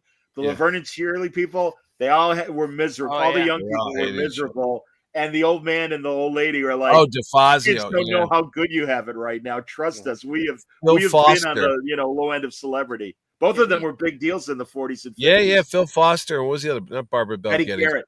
Betty Garrett's husband was Larry Parks, and he was the actor that was most ruined by the House Un-American Activities Committee. Oh, really? He was a song and dance man like Betty Garrett was, and he played Al Jolson in the Jolson Story. It was a massive hit. But he named names, so he was because the committee got him and everything. And that, like, literally, I remember seeing the British Johnny Carson, his name's Michael Parkinson, interview John Wayne in the 70s, and he's like, "Well, we cleaned up Hollywood," and Michael Parkinson goes, "Yeah, by getting Larry Parks fired. Nice going." And it's true. It's like, not really, man. Everybody was able to come back. He was a rat. Okay, what's that? Was he a rat? He ratted people out? No, the Duke was an ultra conservative. He believed in all that stuff. The guy that ratted everybody out was Ward Bond. But you mean really? You mean Larry Cowboy guy? Really? Yeah. Ward Bond? He was like one of the lieutenants of. All right, I'll make sure you pass. He did it to Anthony Quinn, and he's like, "You love America, Tony?" And he goes, "Yeah, of course I do." And he goes, "Would you sign a loyalty?" He goes, "A loyalty oath? Sure, I would." All right, Tony, we weren't sure about you because he was Mexican, and it's like, all right, you're cool. I'll make sure you can get work again. I mean, that's the kind of power these people had. It was really sick. Greek guy, Ilya Kazan names. Yeah, wonderful. Yeah. One of the great. My dear friend Bud Schulberg did not name names, but testified. And it was a complicated issue, guys. I don't mean to get into the politics. I apologize. But anyway, regardless, I forget my original point was Greeks make good food. Anyway, my favorite line from any John. Well, I was going to go watch Star Trek tonight, but it's midnight. I ain't watching it now. So, well, just make sure you watch it by Sunday. Well, maybe we'll see. Maybe we'll see. At this point. We could wrap if you boys won. I feel bad if I'm keeping you awake. I'm gonna get going, but Scoot's been working. Franco, wrote a manifesto. God knows what the hell Wayne's doing up there. And Artie's the only one watching the show. Yeah, I read this book while we've been busy. What was that book? This is the collection of the Superman, the first superhero, like the original. Oh yeah, that is wrong. What the He's thing not is, the first superhero. Oh, stop. You read one or two of these things, and it's the same damn story again and again. Yeah, these kids. Wayne, give the list of all give the list of the heroes that preceded him. Absolutely. Go ahead. Phantom. If you're really going to go, it's the Phantom came out before Superman. Well, and even wasn't the Lone Ranger 2 years before the Phantom? And then Tarzan? You mean he certainly Tarzan came out earlier than that? Was Superman if you're talking about like more of the comics and stuff. Well, but I'm saying the Phantom is the first. And that's why I superhero. said Lone Ranger, masked heroes. Yes. Buck Rogers probably. Flash Gordon. Flash Certainly came Flash after. Was Superman the first one with superpowers, though? Yeah. Yes. How about the Scarlet Pumpernickel? That guy. Yeah, I mean, you could. I was going to say Doc Savage, but really, you could argue he's more like Savage. Batman, that he trained himself, obviously. The Shadow. Doc came, I think, after. So maybe those other guys were just heroes, and Superman was the first superhero. How about the Flash? He was pretty early on. Yeah. Flash is 1940. Booster Gold. But the public domain stuff, it's going to be Superman. Then the year after that is Batman.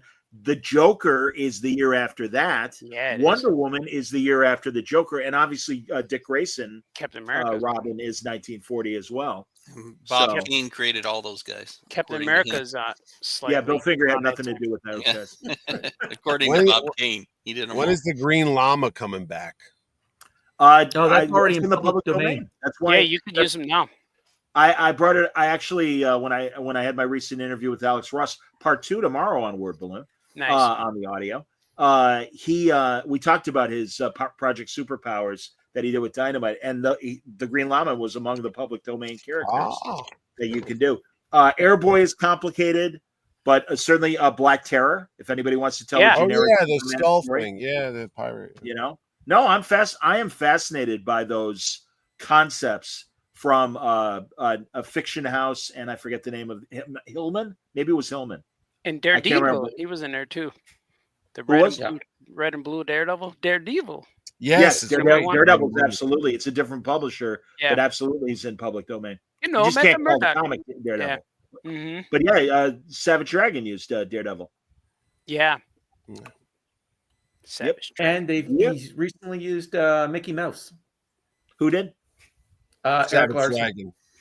Who did? Savage Dragon. Eric Larson used Steamboat. Oh, did he? Yeah. So did Artie. Yeah, I did a whole book, public domain. And you know what? The funny addendum of that book is when I first I debuted at C2E2, a guy bought it and came back the next day, and he told me he was a trademark lawyer. And I'm like, oh. And then he said, I said, oh, and he said, I bought the book yesterday. I said, I remember, yeah. And he said he read through it, looked all over the place for all these things. He said, I did everything right. Followed all the rules. And I'm like, yeah, I know. And then I saw him later at like New York or San Diego or something, and he teaches law school. So he shows my book in his trademark lawyer class. Is it Michael Finn? I don't know his name. I No, forgot his Michael name. Lovitz. Lovitz. Okay, yeah. He's got great brown hair. He's thin. He wears skinny jeans. Got him. Yeah, it looks like Mo Howard haircut. Yeah. No, this guy's cool. He looks like he's got a cool haircut.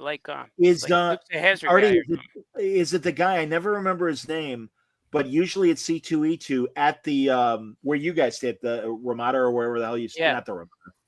Something like that. The Hilton, you mean the Hilton? The John? Red, Yes, at the Red Roof Inn. Yeah. But Motel 6. We'll leave the light on for you. But the guy usually sits with me, and he's a great guy. He used to always dress up like the prisoner. Oh, nice. And I thought he might be a lawyer. And is he from Wisconsin? I have no idea who you're talking about. All right, never mind. But regardless, I was wondering if it might be that guy and that's cool. Good night, Scoot. Because the guy I gotta go. Is Franco leaving too, or no? Is he just Franco has to go somewhere in the morning. Yeah, I like when the guy rock very much, Lois. All right, later. I'll tell you the story later. We can either stay or rep. It doesn't matter to me, boys. Oh, as you all disappear. But the guy, I got to follow up with the lawyer, and he said, what he asked me what I was going to do with Superman, and I told him he was blown away. So that's great. Yeah, so I got a Superman story too, but I don't want to tell anyone what I'm doing because then someone else will do it. Yeah. Alex revealed kind of just a framing of what he wants to do. And it sounds great. And it's on, again, everybody, it's on the tomorrow afternoon, kids. Tune in for another episode of the Word. I was thinking about Mickey. Yeah. I made a 20-page comic. I was going to do that with Superman. But the more and more I'm working on this story, I want to make a 100-page trade. Bam, here's my Superman public domain. Here you go. Like the 100-page spectaculars. Yeah, I want to do that. Would you team Superman up? And obviously you can't call him Superman, but let's say 1938, Last Man of Krypton, with your existing superheroes. Yeah, he joins my universe. He's like is that the I forget the name of your superhero universe. Powers in Action. I was gonna say, I thought so. All right, Powers in Action. You could only do the contents of Action Comics #1. So they don't mention Krypton in there. They call it a dying planet, but it's not mentioned by name. And they don't call the Kents; they just call them farmers. Find them.